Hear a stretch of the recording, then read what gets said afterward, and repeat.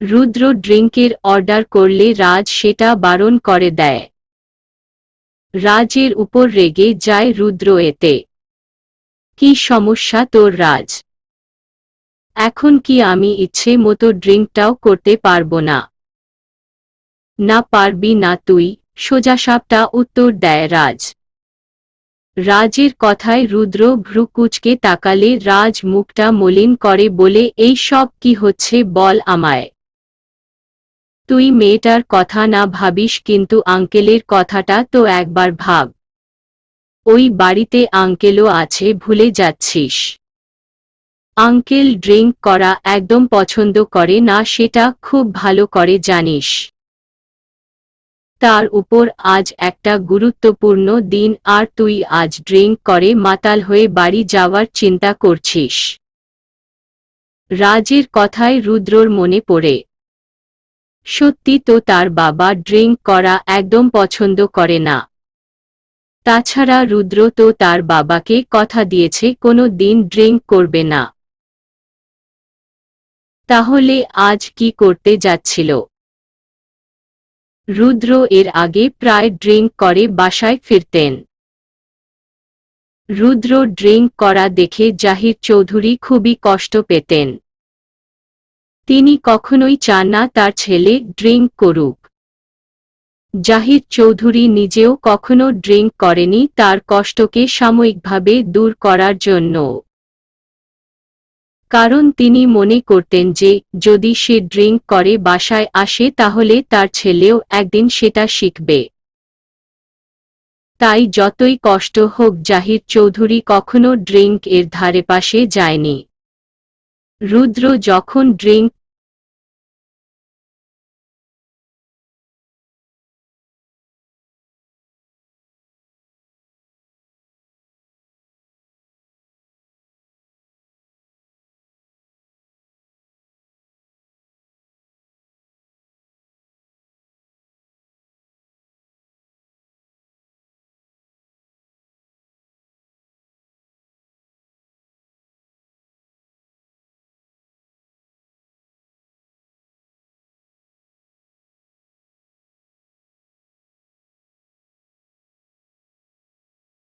কষ্ট পান ভীষণ, এটাই।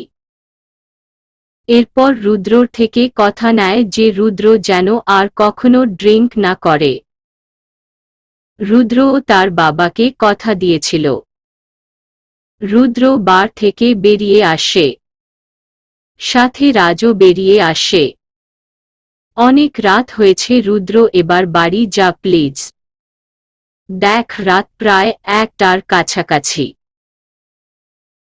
রাজের কথায় রুদ্র অসহায় চোখে তাকিয়ে বলে, আমার বাড়ি যেতে ইচ্ছে করছে না রাজ। বাড়ি গেলে ওই মেয়েটার সামনাসামনি হতে হবে আমি জানি, আর ওকে আমার সামনে দেখলে মাথা গরম হয়ে যাবে। তখন কি উল্টো পাল্টা করে ফেলবো নিজেও জানি না।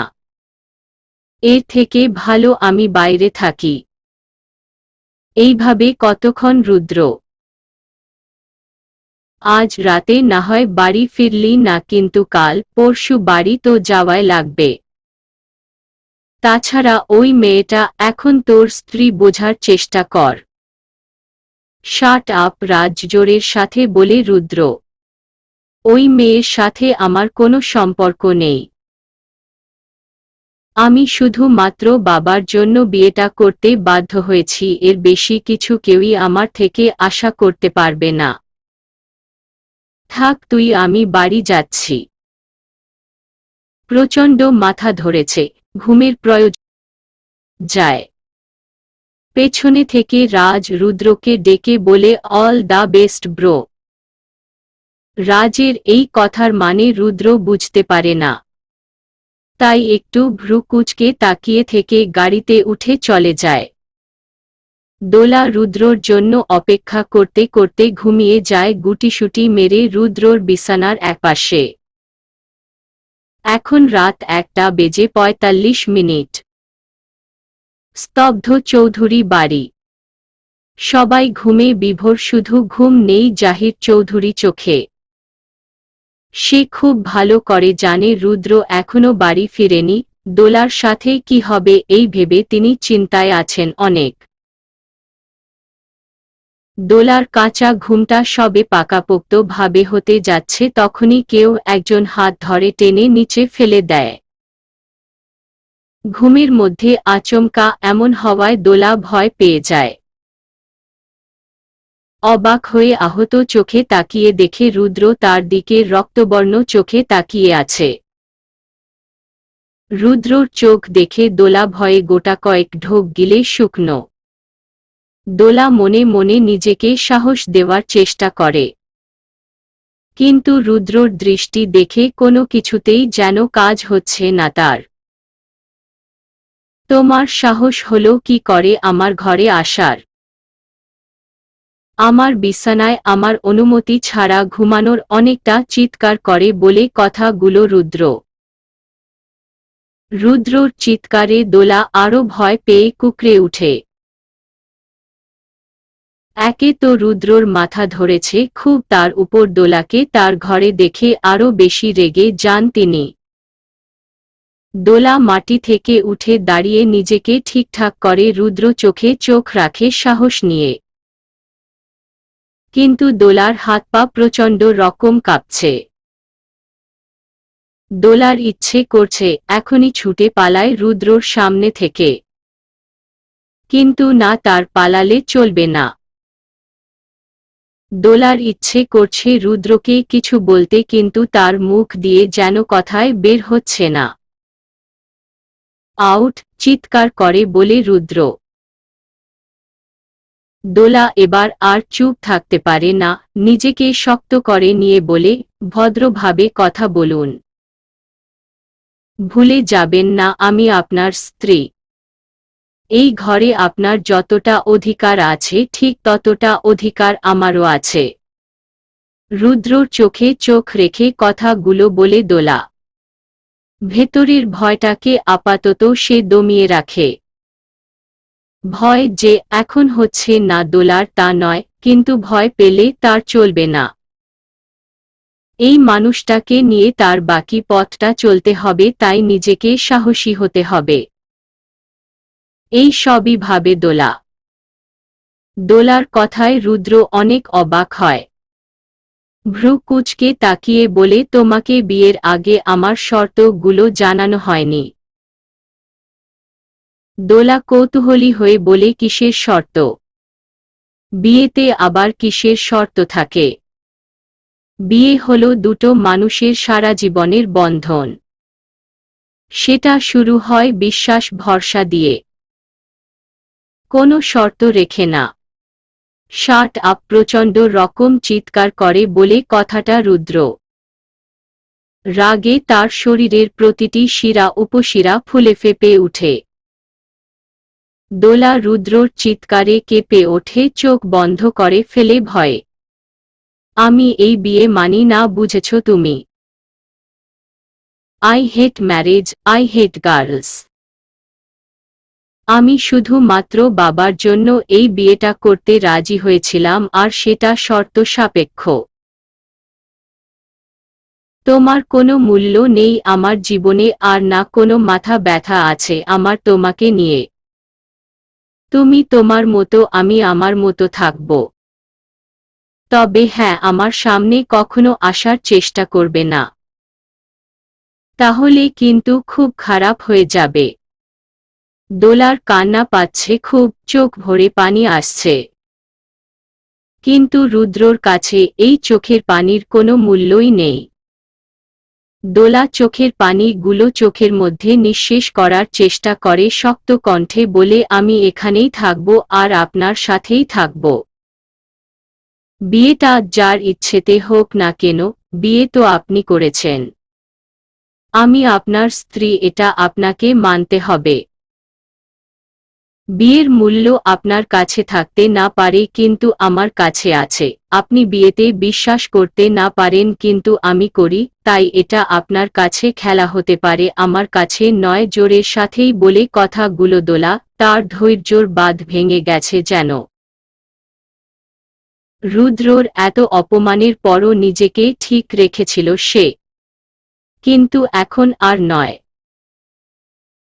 দোলার সাথে কেউ কখনো উচ্চস্বরে কথা বলেনি, কিন্তু রুদ্র তার উপর রীতিমতো চিৎকার করে চলেছে।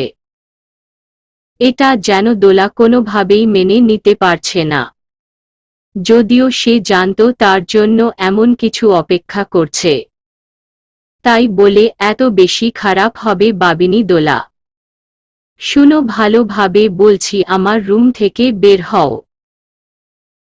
আমার মাথা ব্যথা করছে। তোমার সাথে কথা বলার রুচি বা ইচ্ছে কোনোটাই আমার নেই। Please leave my room. আর কখনো এখানে আসার চেষ্টা করবে না। কিন্তু কে শুনে কার কথা? দোলা এখনো ঠাই দাঁড়িয়ে আছে সেখানে রুদ্রর দিকে তাকিয়ে। মনে মনে তার ভীষণ ভয়ও করছে এরপর রুদ্র কি করে এটা ভেবে। তবে সে এখান থেকে এক চুল নড়বে না মনে মনে প্রতিজ্ঞা করে দোলা। দোলাকে দাঁড়িয়ে থাকতে দেখে রুদ্র ভ্রু কুঁচকে বলে, কি হলো, শুনতে পাওনি আমার কথা? যাও এখান থেকে। কোথায় যাব আমি? দোলার সহজ প্রশ্ন। দোলার কথায় রুদ্র রুক্ষ কণ্ঠে বলে, জাহান্নামে যাও। তাও এখন এখান থেকে বের হও। কিন্তু আমি তো জাহান্নামের রাস্তা চিনি না। কোনো দিক দিয়ে যেতে হয়, ঠোঁট চেপে হেসে বলে দোলা। দোলার এমন কথায় রুদ্র হা হয়ে যায়। রুদ্র তো অবাক হয়ে তাকায় দোলার দিকে। দোলার সাহস দেখে সে রীতিমতো শকড। যে রুদ্রনীল চৌধুরীর চোখের দিকে তাকানোর সাহস পায় না কেউ, সেখানে এই মেয়ে কিনা তার সাথে রসিকতা করছে, মুখে মুখে তর্ক করছে। এই মেয়ে, কি সমস্যা তোমার? রসিকতা করছো আমার সাথে? আমি কি ফান করছি তোমার সাথে? আমাকে দেখে কি জোকার মনে হচ্ছে? How dare you joke with me? রাগী কণ্ঠে বলে রুদ্র। রুদ্র কপাল ধরে বলে, না, এইভাবে তুমি শুনবে না। ভীষণ রকম জেদি আর ফাজিল মেয়ে তুমি। তুমি কি ভেবেছ এইভাবে রুদ্রনীল চৌধুরীকে জব্দ করবে? তাহলে বলবো ভুল ভাবছ। রুদ্রনীল চৌধুরী মেয়েদের ঘৃণা করে, জাস্ট ঘৃণা করে। তাদের জন্য কোনো মায়া দয়া নেই। এই রুদ্রনীল চৌধুরীর মনে কথাটা বলে দোলার হাত চেপে ধরে রুদ্র। হঠাৎ হাত ধরায় দোলা চমকে উঠে। ভয়ার্ত চেহারায় বলে, কি করছেন আপনি? হাত ছাড়ুন আমার। রুদ্র দোলার কথায় পাত্তা না দিয়ে হাত টেনে ধরে বাইরে নিয়ে এসে ছুঁড়ে ফেলে। দোলা টাল সামলাতে না পেরে রুদ্রর ঘরের সামনে পড়ে যায় হুমড়ি খেয়ে। এতে দোলা হাতের একটা অংশে চোট পায়। রুদ্র দোলাকে বের করে দিয়ে শব্দ করে দরজা বন্ধ করে দেয়। দোলা সাথে সাথে উঠে পড়ে রুদ্রর ঘরের দরজা বাড়াতে থাকে আর রুদ্রকে ডাকতে থাকে, দরজা খুলুন প্লিজ। আমার একা থাকতে ভয় করে খুব। তার উপর এখানে আলো নেই। আমি দরকার হয় বারান্দায় থাকব, তাও আমাকে ঘরে থাকতে দিন। আজকের মতো অন্তত থাকতে দিন আমাকে প্লিজ। কাল থেকে আমি আপনার ঘরে আসব না ছোট সাহেব। প্লিজ দরজাটা খুলুন, চিৎকার করে বলে দোলা। কিন্তু দোলার কথার কোনো কর্ণপাত করে না রুদ্র। দোলার কথাকে উপেক্ষা করে শুয়ে পড়ে সে কাঁথা মুড়িয়ে। এইদিকে দোলার রুদ্রর উপর ভীষণ রাগ হতে থাকে। রুদ্রকে মনে মনে হাজারটা গালি দিতে থাকে। বদমেজাজি রাক্ষস একটা। এত মেজাজ কোথায় থেকে আসো রে তোর? কত অনুরোধ করলাম, একবারও শুনল না। আমিও দোলা তোকে কখনো শান্তি দেব না এই বলে রাখলাম। আমাকে ঘর থেকে বের করা না, এর শোধ আমি নেবই। কিন্তু এখন কি করব? বাইরে কি অন্ধকার রে বাবা, এখানে একটা লাইটও দেয়নি কেউ। অবশ্য রাক্ষসরা অন্ধকারে থাকতে পছন্দ করে। ধুর, কি সব বলছি আমি। এরপর দোলা লম্বা একটা হাই তুলে বলে আমার কত সাধের ঘুমটা নষ্ট করে দিল রাক্ষসটা। দোলা সব চিন্তা ভাবনা ছেড়ে রুদ্রর ঘরের দরজার সাথে হেলান দিয়ে বসে। এখানেই থাকবো আমি, এক পা নড়ব না। দেখি আমাকে কতক্ষণ ঘরে না নিয়ে রাখে। বিয়ে করেছিস বেটা, আর বউ বাইরে রাখবি মানে? আপনার অহংকার যদি আমি ভেঙে গুড়িয়ে না দিয়েছি আমিও দোলা না আপনাকে ঠিক করে তবেই আমি এই বাড়ি থেকে বের হব, এই আমার ওয়াদা আমার কাছে। এরপর দোলা আপন মনে বিড়বিড় করতে করতে ঘুমিয়ে যায় রুদ্রর ঘরের দরজার সাথে হেলান দিয়ে। দূর থেকে দোলা আর রুদ্রর কাণ্ডকারখানা সবই দেখছিলেন জাহিদ চৌধুরী। কিন্তু দোলার প্রতিবাদ করায় সে ভীষণ খুশি দোলার উপর। সে বুঝে গেছে একমাত্র দোলাই পারবে রুদ্রর তালে তাল মিলিয়ে চলতে। কিন্তু দোলার জন্য তার খুব খারাপ লাগছে। সারা রাত বাইরে থাকতে হবে এটা ভেবে জাহিদ চৌধুরী একবার ভাবে দোলাকে অন্য ঘরে যেতে বলবে। কিন্তু কিছু একটা ভেবে তিনি আর কিছু না বলে চলে যায় সেখান থেকে। তিনি চাই রুদ্র আর দোলার ঝামেলা ওরাই যেন মিটায়। এর মধ্যে সে যেতে চায় না। দিনের আলো উকি দেয় চারিপাশে। রাতের আধার কাটিয়ে আলোরা মাথা চারা দিয়ে উঠে আলোকিত করে দেয় সব কিছু। পাখিদের কিচিরমিচির শব্দে মুখরিত হয়ে উঠে চারিপাশ। দোলা এখনো রুদ্রর ঘরের দরজার সাথে হেলান দিয়ে ঘুমিয়ে আছে। অনেক রাত করে ঘুমানোর জন্য দোলা আজ ফজরের নামাজ মিস করে গেছে ঘুমে বিভোর থাকায়। জেসমিন চৌধুরী আজ তাড়াতাড়ি উঠে যায় ঘুম থেকে। প্রতিদিন সে লেট করে উঠে, কিন্তু আজ সকাল সকাল ঘুম ভেঙে যায় তার।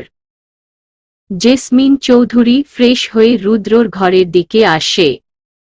রাতে সে নিজ ঘরে থাকায় এদিকটা কি হয়েছে কিছুই জানে না।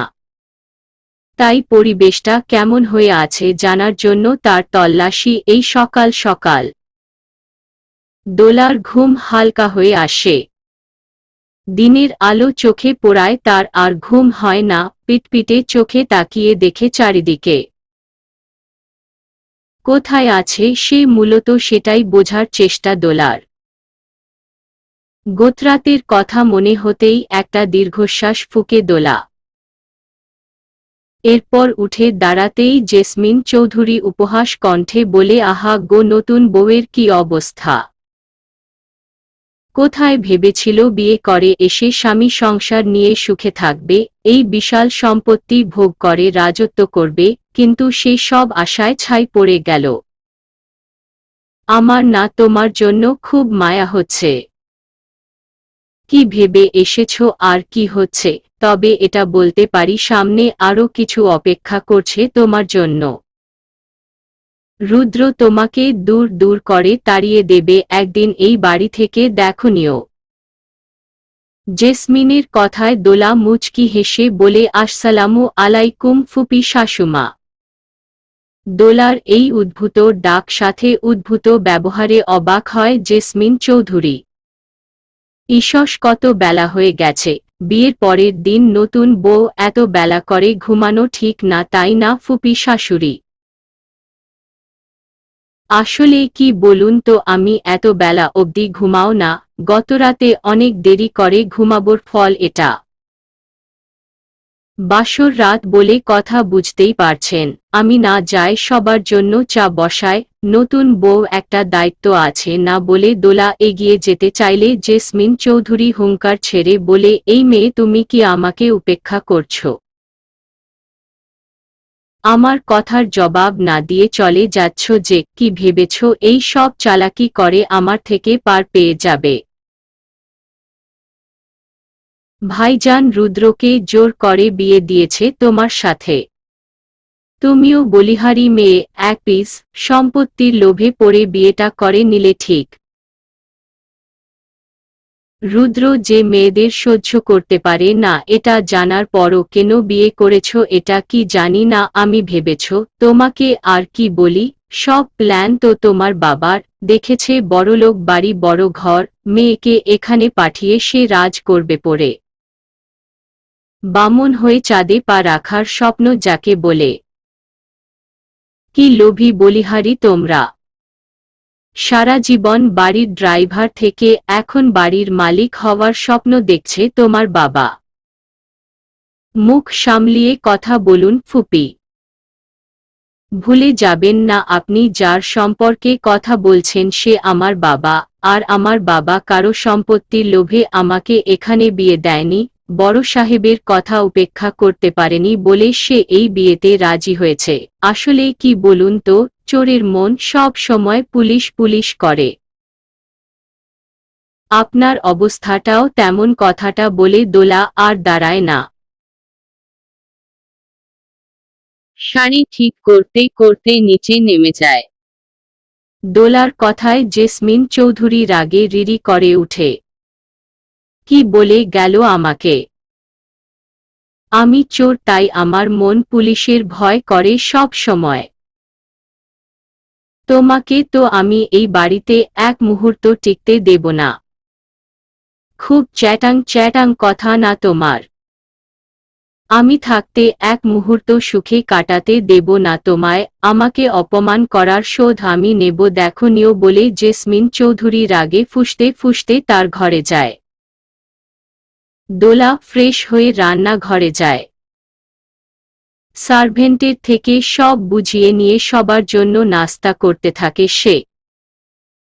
জাহিদ চৌধুরী সব ঘুম থেকে উঠে ড্রয়িং রুমে আসে, এর মধ্যে দোলা চা হাতে উপস্থিত হয়। কেমন আছেন বাবা? দোলার কথায় জাহিদ চৌধুরী দোলার দিকে মুচকি হেসে তাকিয়ে বলে এই তো আছি বেশ, তা তুই চা নিয়ে এলই যে?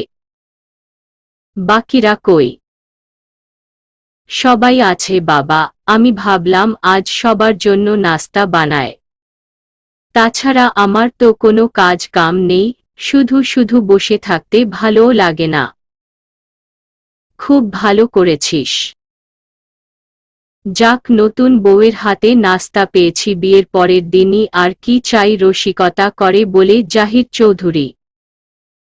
তার কথা শুনে দোলাও মুচকি হাসে। তবে আজই শেষ এটা বুঝেছিস?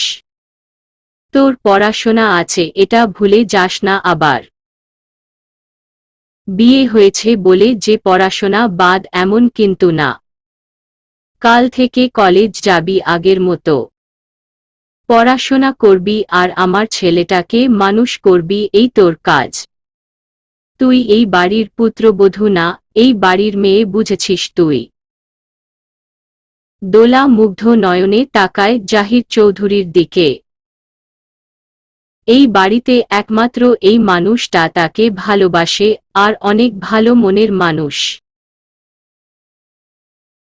দোলা একদিক থেকে শান্তি পায় এটা ভেবে যে এক বাবাকে রেখে এসে সে আরেকটা বাবা পেয়েছে এখানে। বাবার কথা মনে আসতে দোলার মন খারাপ হয়ে যায়। দোলা চা দিয়ে চলে আসছিল তখনই জাহিদ চৌধুরী পেছনে থেকে ডেকে উঠে দোলাকে। জাহিদ চৌধুরীর ডাকে থেমে যায় দোলা।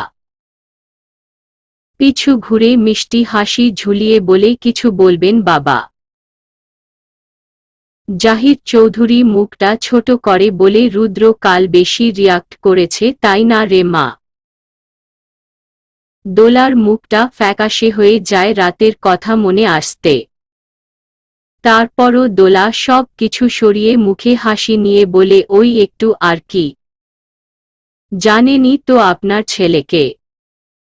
তবে সমস্যা নেই, আমি কিছু মনে করিনি, তাছাড়া তিনি তো আমার স্বামী। দোলার এই কথাটা অনেক ভালো লাগে জাহিদ চৌধুরী। মুখে তার প্রাপ্তির হাসি ঝুলে। তুই সত্যি অনেক ভালো মেয়ে দোলা। আমি মানুষ চিনতে একদম ভুল করিনি। আমার বিশ্বাস তোর উপর সব সময় অটুট ছিল আর থাকবে। আমি জানি তুই সব পারবি।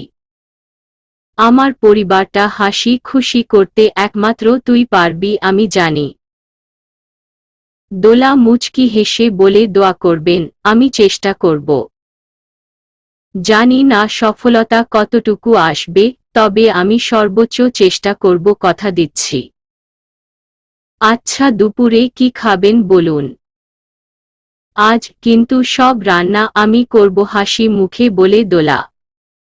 একদম না দোলা মা, তুই রান্নাঘরে যাবি না।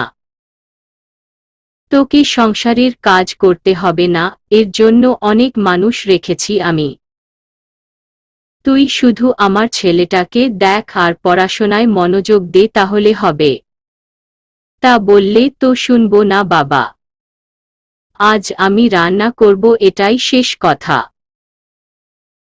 তাছাড়া এটা আমার সংসার, তাই আমার তো নিজের মতো সব গুছিয়ে নেওয়া লাগবে। আপাতত যতদিন আমি আছি ততদিন এই সংসারটা আমি নিজের মতো করে সাজিয়ে রাখতে চাই। দোলার বলা শেষের কথাটা জাহিদ চৌধুরীর ভালো লাগে না। তাই সে ভ্রু কুঁচকে বিস্ময় নিয়ে বলে, যতদিন আছিস মানে? এটা তোর সংসার আর তুই থাকবি সারা জীবন এখানে। দোলা মুখের হাসিটা সরিয়ে মলিন চেহারায় বলে, জানি না বাবা সত্যি কতদিনের সংসার আমার কপালে আছে। তবে আপনার ছেলে না চাইলে আমি এই বাড়ি থাকব না। কিন্তু সেটা সে ঠিক হওয়ার পরে। মেয়েদের জন্য সম্মান, শ্রদ্ধা সব কিছু তার মধ্যে জাগ্রত করে তবেই আমার দম। মেয়েদের জন্য তার মধ্যে যে ভুল ধারণা সে সব আমি ভেঙে গুড়িয়ে দেব। তবে আমি একটা জিনিস এখনো বুঝে উঠলাম না, ভাবুক হয়ে বলে দোলা। দোলার কৌতূহলপূর্ণ চেহারা দেখে জাহিদ চৌধুরী বলেন, কি বুঝিস নাই তুই? আচ্ছা বাবা, ছোট সাহেবের মেয়েতে এলোয়ার্জি কেন?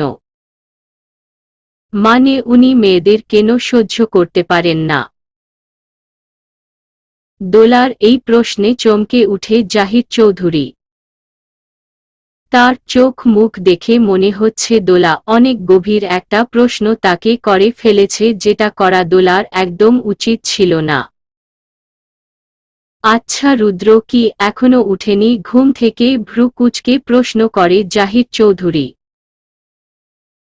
আসলে দোলার কথাটা উপেক্ষা করার চেষ্টা এটা। দোলা ভাবান্তর হয়ে বলে, কি জানি বাবা। আমি তো অনেক আগে নিচে নেমেছি আর যাওয়া হয়ে উঠেনি ওই দিকটা। আমি দেখছি বলে দোলা রান্না ঘরে চলে যায় রুদ্রর কফি জন্য নিয়ে যাবে তাই। তবে দোলা খুব ভালো করে বুঝতে পারে জাহিদ চৌধুরী বিষয়টা খুব সঙ্গোপনে এড়িয়ে গেলেন। রুদ্র প্রতিদিন সকালে ব্ল্যাক কফি খায়, এটা দোলা জেনেছে সার্ভেন্টের থেকে। দোলা আসলে সবার সব পছন্দ অপছন্দ প্রায় সবটা জেনে নিয়েছে সার্ভেন্টের থেকে। দোলা রুদ্রর জন্য কফি করে, সেটা একটু টেস্ট করে দেখার জন্য মুখে নেয় অল্প করে। সব ঠিক আছে নাকি দেখার জন্য মূলত এটা। এই প্রথম ব্ল্যাক কফি করছে দোলা, তাই কেমন হয়েছে কৌতূহল থেকে কফিটা টেস্ট করতে চাওয়া তার।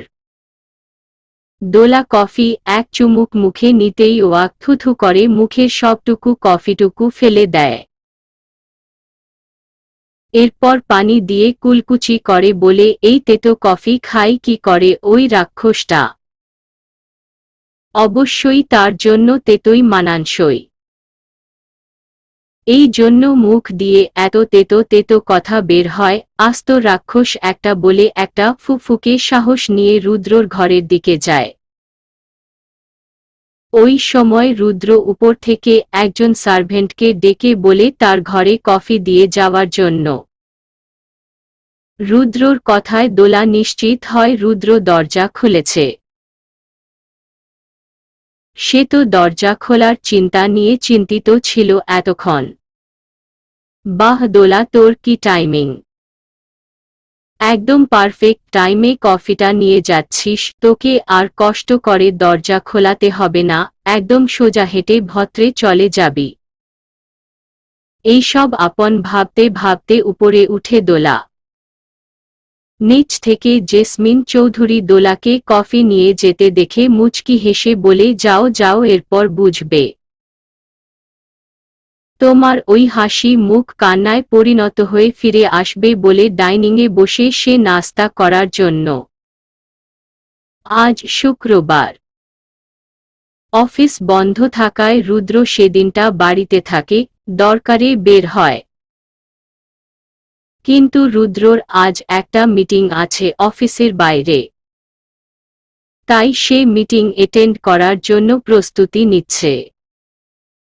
রুদ্র ওয়াশরুম থেকে শাওয়ার শেষ করে বেরিয়ে আয়নার সামনে দাঁড়াতেই দেখে দোলা তার পেছনে কফি হাতে দাঁড়িয়ে, মুখে অপরূপ হাসি ঝুলানো। রুদ্র দোলাকে দেখে বিরক্ত নিয়ে ভ্রু কুঁচকে তাকিয়ে থাকে কয়েক সেকেন্ড। এরপরে কড়া গলায় বলে, তুমি এখানে? তো আর কে থাকবে? সরলভাবে জবাব দেয় দোলা। দোলার এমন হেয়ালিপনা দেখে রুদ্র রাগে তার হাতে থাকা চিরুনিটা মাটিতে ছুঁড়ে ফেলে জোরের সাথে। এতে দোলা ভয়ে কেঁপে ওঠে। হাত পা তার কাঁপাকাঁপি শুরু হয়ে গেছে অলরেডি। রুদ্রর সামনে আসলেই তার ভয় করে, কিন্তু সেটা আড়ালে রাখার চেষ্টা করে সে। কিন্তু রুদ্র এমন সব কাণ্ড করে দোলা চাইলেও সেই মুহূর্তে ভয়টা দমিয়ে রাখতে পারে না। তোমার সাহস দেখে আমি অবাক হচ্ছি। খুব চালাক আর ধুরন্তবাজ মেয়ে তুমি। ভেবেছ এইভাবে বিরক্ত করে আমার আশেপাশে থেকে আমার মন জয় করবে? শুনো মেয়ে, যদি এই সব চিন্তা ভাবনা করে থাকো তাহলে তোমার জন্য প্রচুর সমবেদনা আমার তরফ থেকে। আমি রুদ্রনীল চৌধুরী কখনো কোনো মেয়েকে এলোয়াও করি না লাইফে, আর সেখানে তুমি তো আমার অপছন্দের তালিকায় আছো এখন। তাই তোমাকে সহ্য করার প্রশ্নই আসে না।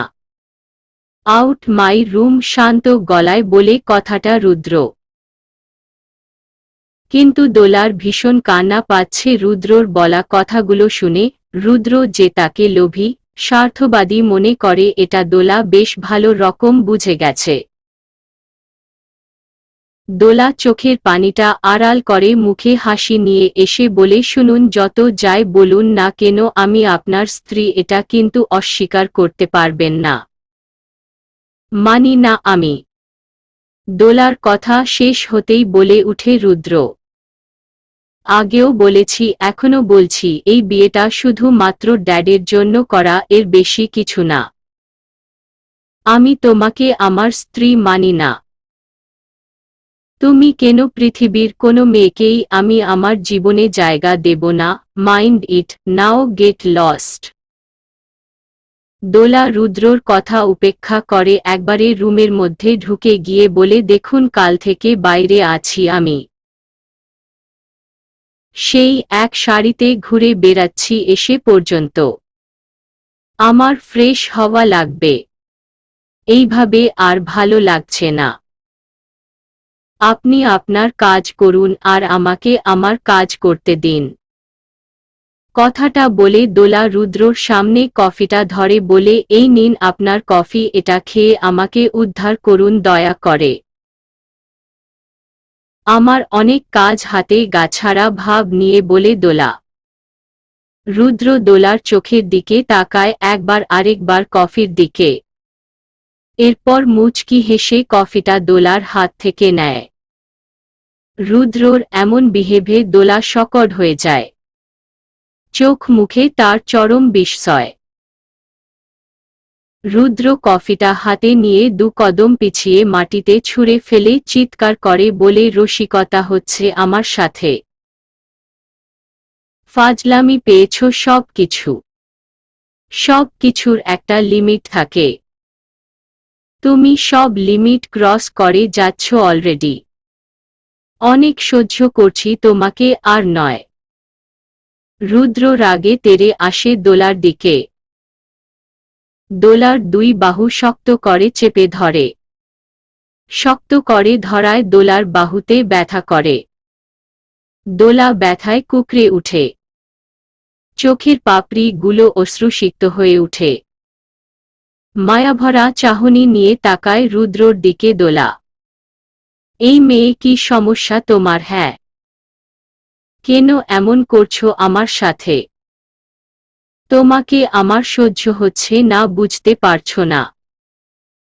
তোমাকে ঘৃণা করি আমি এটাও কি বুঝতে পারছো না, নাকি সব বুঝেও না বোঝার ভান করছো? কি ভেবেছ এই রুদ্রনীল চৌধুরীর মন জয় করে নিবে এইভাবে? আমাকে কি বোকা মনে হয় তোমার? আমি তোমাদের মতো মেয়েকেই ঘৃণা করি, বুঝেছ? তোমরা শুধু নিজের স্বার্থ বুঝো, এর বেশি তোমাদের থেকে আশা করা যায় না। চিৎকার করে বলে কথাগুলো রুদ্র। দোলা নির্বাক হয়ে রুদ্রর কথাগুলো শ্রবণ করছে। নিজের উপর নিজেরই রাগ হচ্ছে দোলার। আর কত নিচে নামবে এই মানুষটার কাছে সে?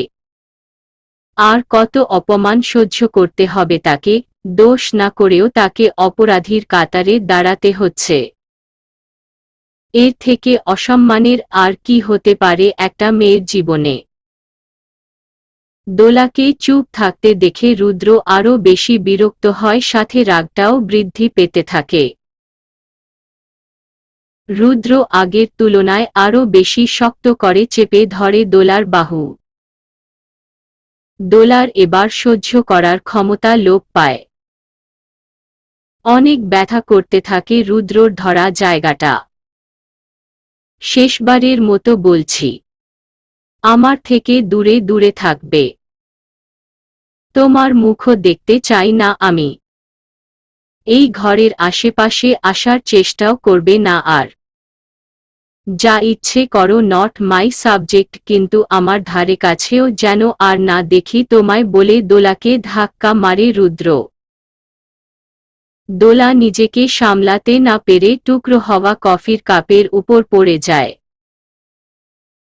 আর তাতে দোলার হাতের কনুই কেটে যায় কাপের ভাঙ্গা অংশে। কেটে যাওয়া অংশ থেকে প্রচুর রক্ত পড়তে থাকে। দোলা ব্যথায় আর্তনাদ করে উঠে। ভীষণ জ্বালা করছে তার কেটে যাওয়া জায়গাটায়।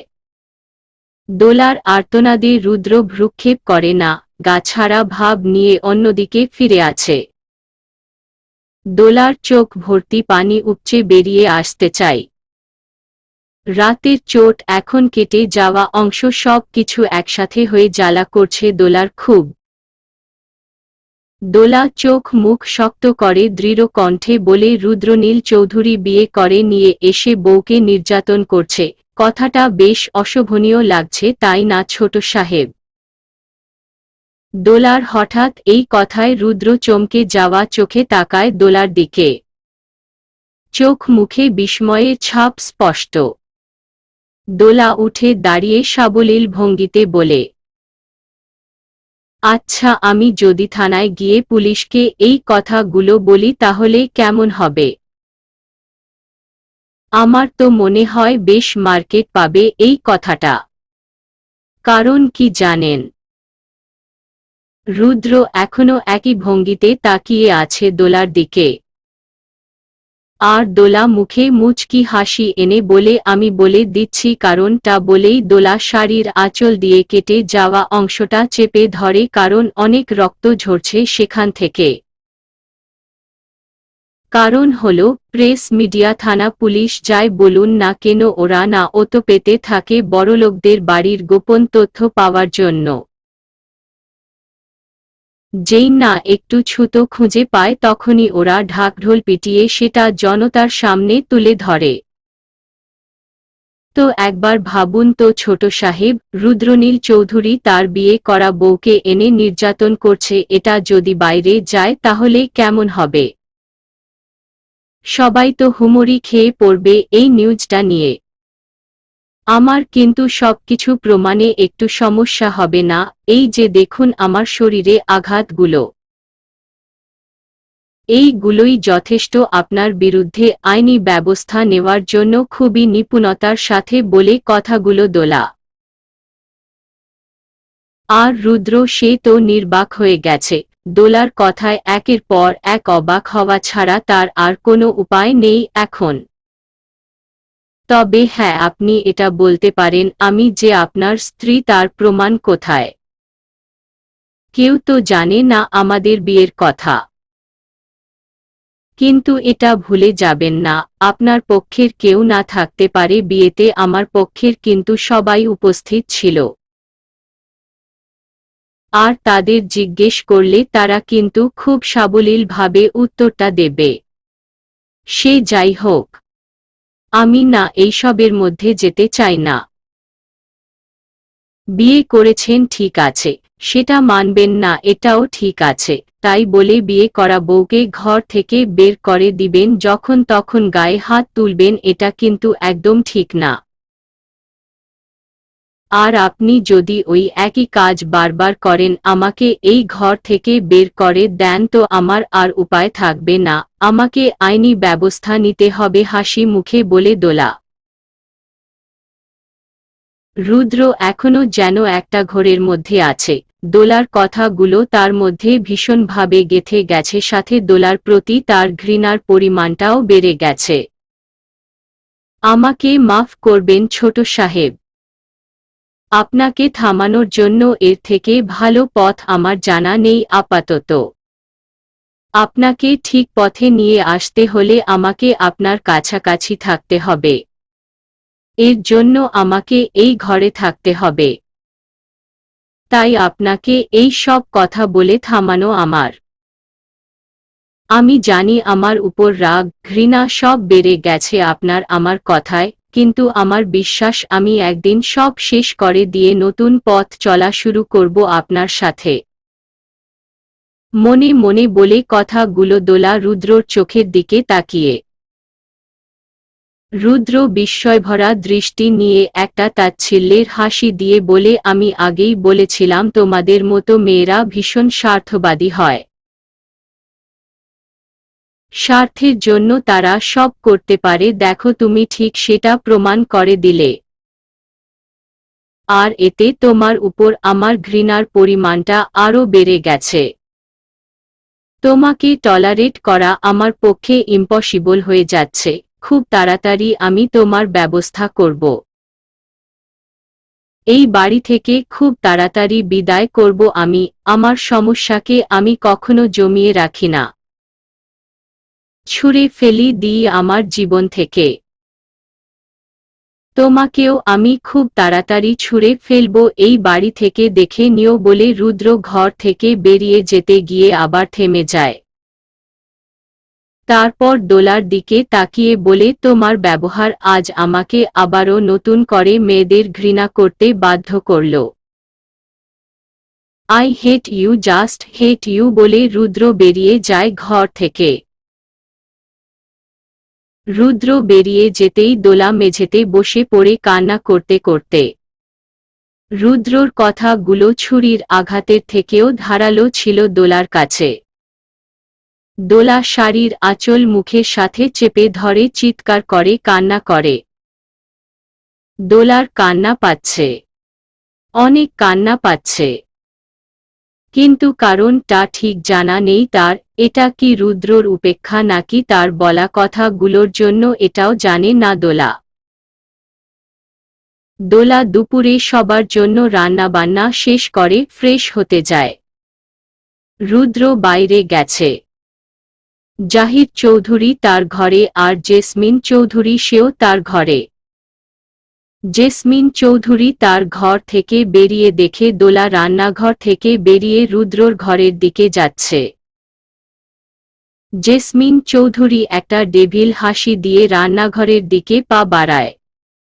দোলা ফ্রেশ হয়ে এসে সবাইকে খাওয়ার জন্য ডাকে। দোলা ডাকে জাহিদ চৌধুরী, জেসমিন চৌধুরী সবাই ডাইনিংয়ে আসেন। জেসমিন চৌধুরীর মুখ থেকে যেন হাসি সরে না। তার হাসিটা অনেকটা রহস্যময়, যেটা দোলার চোখ এড়ায় না। দোলাও একটা মুচকি হাসি দেয় সে হাসির বিপরীতে। সবাই খেতে বসলে দোলা নিজ হাতে সব খাবার সার্ভ করে দেয়। জাহিদ চৌধুরী দোলাকেও খেতে বলে একসাথে বসে, কিন্তু দোলা জানায় সে পরে খাবে। জেসমিন চৌধুরী অপেক্ষা করে আছে জাহিদ চৌধুরীর খাওয়ার জন্য। জাহিদ চৌধুরী খাবার মাখিয়ে মুখে দেন। এতে যেন জেসমিন চৌধুরীর মুখের হাসিটা আরও গাঢ় হয়ে যায়। কিন্তু সে হাসিটা বেশিক্ষণ স্থায়ী হয় না। কারণ জাহিদ চৌধুরীর তৃপ্তি নিয়ে খাওয়া দেখে জেসমিন চৌধুরীর ভ্রু কুঁচকে আসে। মুখটা মলিন করে জাহিদ চৌধুরীর দিকে অবাক হয়ে তাকিয়ে থাকে। দোলা, মা, মুরগির মাংসটা অনেক দারুণ হয়েছে, কিন্তু তোর রান্নার প্রশংসা শুনেছিলাম রাশেদের থেকে, আজ তার প্রমাণ পেলাম। আসলেই অনেক ভালো রান্না করিস তুই বলে আবার খাওয়ায় মনোযোগ দেয় সে। দোলা মুখে তৃপ্তির হাসি নিয়ে দাঁড়িয়ে আছে। কিন্তু জেসমিন চৌধুরী এখনো এক লোকমা ভাতও মুখে তুলেননি, অবাক হয়ে জাহিদ চৌধুরীর দিকেই তাকিয়ে আছে। একই ফুপি, আপনি খাচ্ছেন না কেন? বাবার খাওয়ার দিকে নজর না দিয়ে আপনাকেও দেওয়া হয়েছে, সেটা খান, রসিকতা করে বলে দোলা। দোলার কথায় জেসমিন চৌধুরী কপাট রাগ দেখিয়ে বলে, আমি কেন ভাইজানের খাবারে নজর দিতে যাব? শুনো, একদম আমার সাথে মজা করতে আসবে না। কথাটা বলে জেসমিন চৌধুরী ভাত মাখিয়ে মুখে দিতে তার চোখ রসগোল্লার ন্যায় হয়ে যায়। মুখের মধ্যে খাবার নিয়ে সে না পারছে চিবোতে আর না পারছে ফেলতে। জেসমিন চৌধুরীর অবস্থা থেকে মুচকি হাসে দোলা। কিছুক্ষণ থাকার পর জেসমিন চৌধুরী উঠে দৌড় দেন ওয়াশরুমের দিকে। আসলে কি হয়েছে বলি। দোলা যখন ফ্রেশ হতে যায় তখন জেসমিন চৌধুরী রান্নাঘরে গিয়ে দোলার রান্না করা ডাল, মুরগির মাংসে অনেক লবণ মিশিয়ে দেয়। কিন্তু দোলা সেটা বুঝে যায় জেসমিন চৌধুরীকে রান্নাঘর থেকে বেরোতে দেখে। কারণ জেসমিন চৌধুরী ভুলেও কখনো রান্নাঘরে পা রাখেন না, এটা সে সার্ভেন্টের থেকে শুনেছে। তাই হঠাৎ রান্নাঘরে তাকে দেখে দোলার সন্দেহ হয়। দোলা খাবার টেস্ট করে দেখে ডাল আর মাংসে অনেক লবণ, তখনই দোলা বুঝে যায় এটা কার কাজ। এরপর রুদ্রর জন্য তুলে রাখা খাবার দোলা নিয়ে যায় জাহিদ চৌধুরীর জন্য, আর জেসমিন চৌধুরীকে দেয় তার লবণ দেওয়া খাবার, যার জন্য জাহিদ চৌধুরী কিছুই বুঝতে পারে না। কিন্তু জেসমিন চৌধুরী তার নিজে জালে নিজে ফেঁসে যায়। তিনি চেয়েছিলেন দোলাকে জাহিদ চৌধুরীর সামনে অপমান করতে রান্না নিয়ে, কিন্তু সেটা আর হয়ে উঠল না।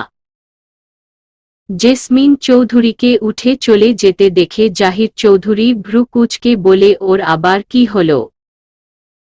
না খেয়ে দৌড় দিল কেন? কি জানি বাবা। আপনি খান, আমি দেখছি বলে দোলা ওয়াশরুমে দিকে যায়। জেসমিন চৌধুরী ওয়াশরুমে গিয়ে বারবার কুলকুচি করতে থাকে। এত পরিমাণ লবণ দিয়েছে যে মুখ পুড়ে যাচ্ছে যেন তার লবণের আকর্ষণে। দোলা হাসি মুখে দেয়ালের সাথে হেলান দিয়ে দাঁড়িয়ে আছে, দুই হাত ভাঁজ করে। জেসমিন চৌধুরী মুখ ধুয়ে পিছু ঘুরতে দোলাকে দেখে ভ্রু কুঁচকে তাকায়। চোখ মুখে তার রাগের আভাস বিদ্যমান। এই মেয়ে, তুমি আমার খাবারে কি মিশিয়েছ? সত্যি করে বলো, তুমি আমার খাবারে লবণ দিয়েছ তাই না? কপাট রাগ দেখিয়ে বলে জেসমিন চৌধুরী। দোলা এখনো গাছাড়া ভাব নিয়ে দাঁড়িয়ে আছে জেসমিন চৌধুরীর মুখের দিয়ে তাকিয়ে। আমি এখনই গিয়ে ভাইজানকে বলবো, ওয়েট। তুমি আমার উপর হিংসা করে আমার খাবারে লবণ মিশিয়েছ বলে জেসমিন চৌধুরী দোলাকে পাশ কাটিয়ে চলে আসে জাহিদ চৌধুরীর কাছে। দোলা মুখে রহস্য হাসি নিয়ে জেসমিন চৌধুরীর পিছু পিছু যায়। জাহিদ চৌধুরী তো আয়েস করে খাচ্ছে, তখনই জেসমিন চৌধুরীর গগনবিদারী চিৎকার করতে করতে ডাইনিংয়ে যায়। কি হয়েছে জেসু?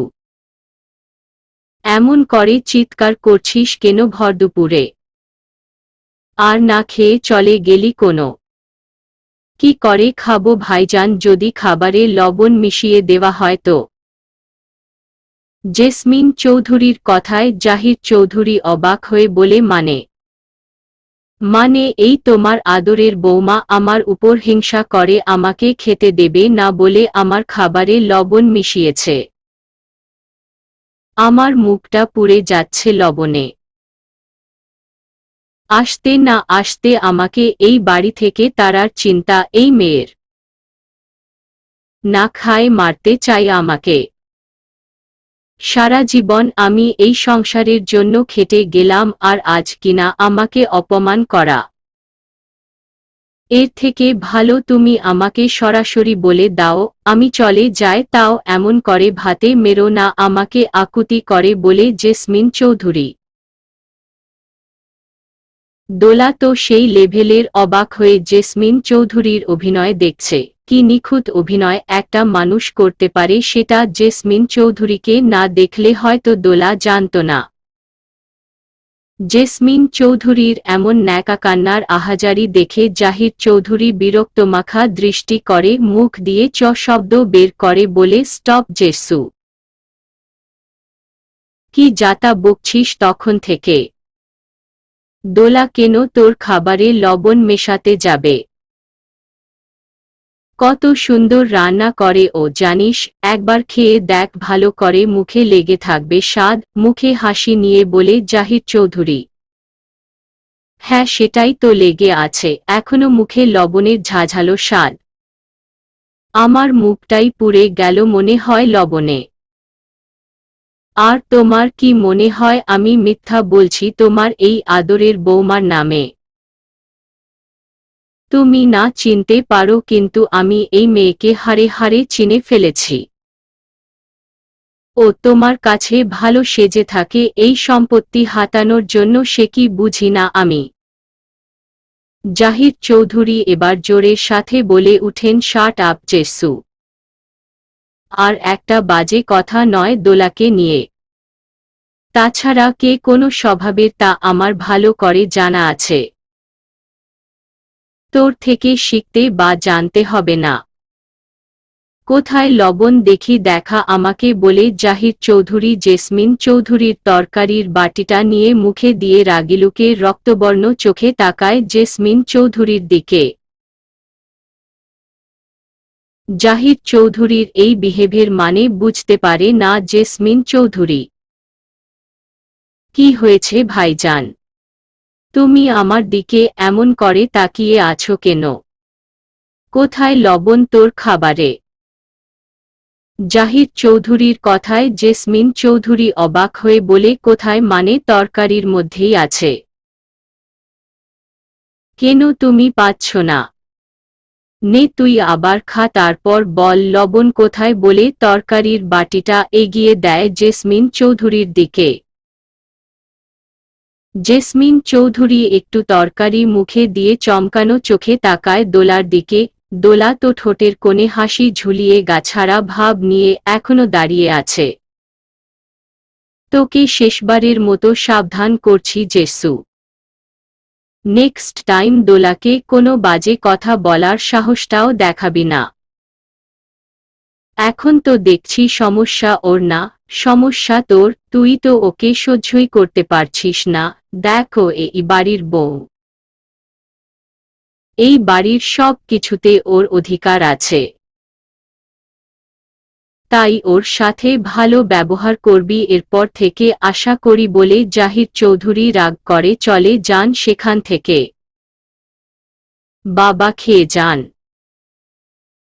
রাগ করে চলে যাবেন না পেছনে থেকে বলে দোলা। জেসমিন চৌধুরী এতক্ষণ মাথা নিচু করেছিল।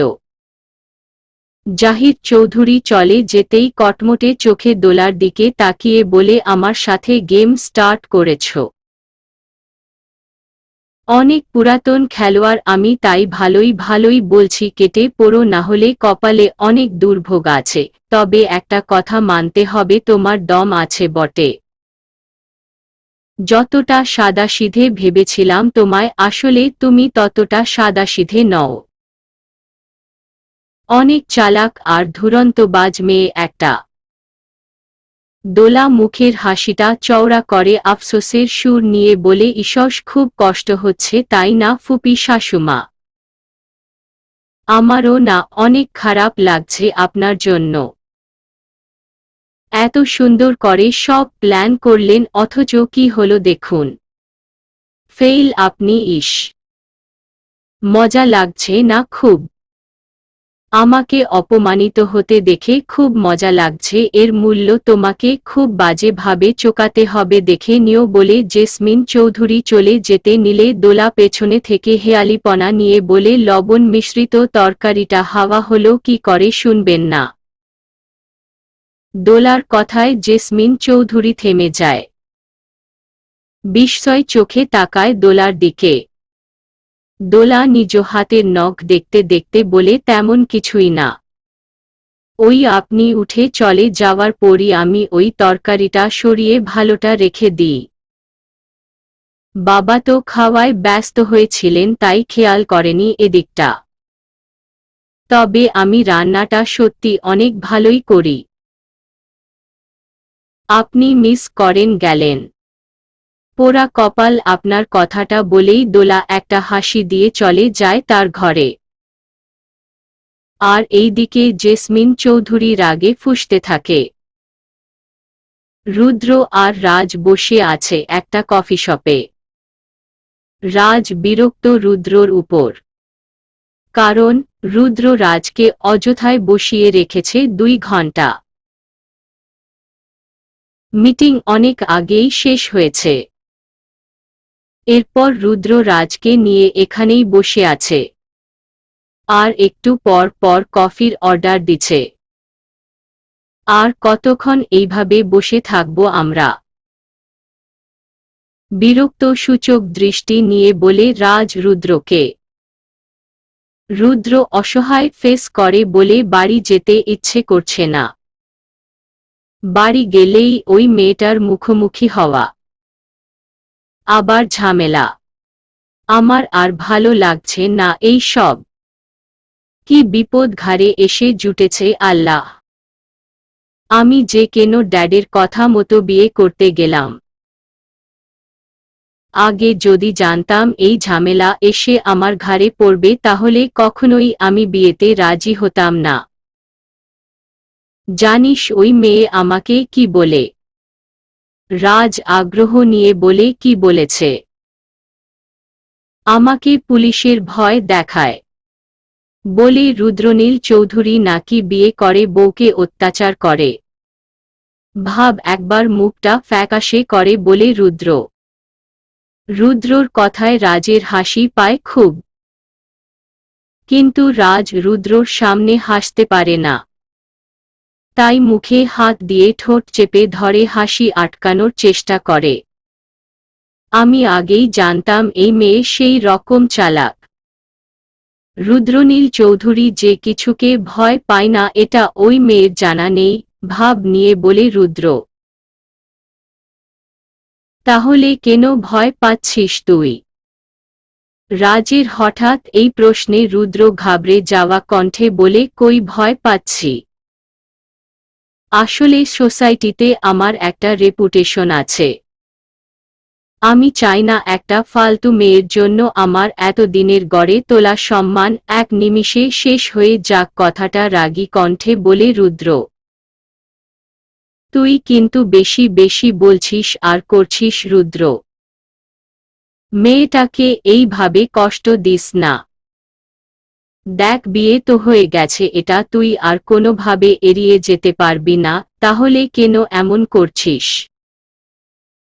হ্যাঁ মানছি বিয়েটা তোর ইচ্ছেতে হয়নি, কিন্তু বিয়ে তো করেছিস তুই। তাহলে এবার মানতে সমস্যা কোথায়? আস্তে আস্তে মানিয়ে নে না। আমার মনে হয় দোলা মেয়েটা অনেক ভালো। তুই কয়েকটা মানুষের জন্য সবাইকে এক পাল্লায় মাপিস না প্লিজ। স্টপ রাজ, রেগে বলে রুদ্র। তুই ওই মেয়ের হয়ে আমার কাছে সাফাই গাইতে আসবি না প্লিজ। আমি চাই না একটা বাইরের মেয়ের জন্য আমাদের এতদিনের বন্ধুত্বের সম্পর্ক নষ্ট হয়ে যাক। আমার জীবনে কোনো মেয়ের ভূমিকা নেই আর না থাকবে। আই হেট দেম বলে রুদ্র উঠে দাঁড়ায়, এরপর রাজকে উদ্দেশ্য করে বলে বাসায় যা। আমিও বাসায় যাব বলে রুদ্র 2 কদম এগিয়ে আবার পিছু ঘুরে রাজকে সরি বলে বড় বড় ধাপে বেরিয়ে যায় কফি শপ থেকে। রাজ রুদ্রর চলে যাওয়ার দিকে তাকিয়ে একটা দীর্ঘশ্বাস ছাড়ে। দোলা আলমারিতে তার জামাকাপড় ভাঁজ করে রাখছে। রুদ্রর অনুমতি ছাড়াই তার পোশাকগুলো রুদ্রর পোশাকের একপাশে রাখে। এর মধ্যে রুদ্র আসে ঘরে। দোলাকে ঘরে দেখে রুদ্রর বিরক্তর সহিত ভ্রু কুঁচকে আসে। রুদ্র দোলার দিকে একটু তাকিয়ে থেকে কিছু না বলে টাওয়াল নিয়ে ওয়াশরুমে চলে যায়। দোলা এতক্ষণ আর চোখে সবই লক্ষ্য করছিল। রুদ্রকে খুবই ক্লান্ত দেখাচ্ছিল, তাই দোলা আর রুদ্রকে বিরক্ত না করে ঘর থেকে বেরিয়ে আসে। দোলা আপাতত চাই না রুদ্রকে জ্বালাতে। দোলা ড্রয়িং রুমে আসতে দেখে জাহিদ চৌধুরী বসে পত্রিকা পড়ছেন। আশেপাশে কেউ নেই। মূলত এখন বিকেল টাইম হওয়ায় যে যার ঘরে ঘুমাচ্ছে। দোলা গিয়ে জাহিদ চৌধুরীর একটু দূরে একটা সোফায় বসেন। দোলাকে দেখে জাহিদ চৌধুরী মিষ্টি একটা হাসি উপহার দিয়ে বলে, দোলা মা 1 কাপ চা করে দিবি। দোলাও হাসার চেষ্টা করে বলে, এমন করে বলছেন কেন বাবা? আপনি বসুন, আমি এখনই নিয়ে আসছি বলে দোলা উঠে দাঁড়াতেই কেউ একজন ঝড়ের বেগে এসে দোলাকে জড়িয়ে ধরে বৌমনি বলে। ঘটনা এত তাড়াতাড়ি ঘটে গেছে যে দোলা কিছু বুঝে ওঠার সময়ই পায় না। দোলা অবাক হয়ে জাহিদ চৌধুরীর দিকে তাকিয়ে আছে। জাহিদ চৌধুরী ও দোলার দিকে বিস্ময় চোখ তাকিয়ে। আর মেয়েটা দোলাকে শক্ত করে জড়িয়ে ধরে আছে হাসি মুখে। তানিয়া মা তুই। জাহিদ চৌধুরীর কথায় তানিয়া দোলাকে ছেড়ে দিয়ে জাহিদ চৌধুরীর সামনে গিয়ে বলে, কেমন আছো মামু? কতদিন পর দেখছি তোমাকে। এই তুমি কিন্তু আগের থেকে অনেক স্মার্ট হয়ে গেছো, রহস্য কি? ভাবান্তর হয়ে বলে তানিয়া। তানিয়ার কাণ্ডে জাহিদ চৌধুরী হেসে উঠেন, সাথে দোলাও। কিন্তু দোলা এখনো বুঝতে পারছে না এই মেয়েটা কে আর তাকে কেন বৌমনি ডাকছে। জাহিদ চৌধুরী মুখের হাসিটা মিলিয়ে বলে, আমি কিন্তু খুব রাগ করেছি তোর উপর তানি। তানিয়া মুখটা মলিন করে বলে, প্লিজ মামু রাগ করো না, আমি বিয়ের একদিন আগেই আসতে চেয়েছিলাম কিন্তু মাঝখানে বাবার একটা জরুরি মিটিং পড়ে গেল। কি আর করার, ফ্লাইট ক্যান্সেল করলাম। তানিয়ার কথায় জাহিদ চৌধুরী আগ্রহ নিয়ে বলে, কোথায় তানভীর? এসেছে সে? তানিয়া মুখটা থমথমে করে বলে, না মামু, বাবা তাও আসতে পারেনি। কোম্পানির কি একটা ঝামেলা হয়েছে, সেটা মিটিয়ে আসবে, তাই আমি একাই চলে আসলাম।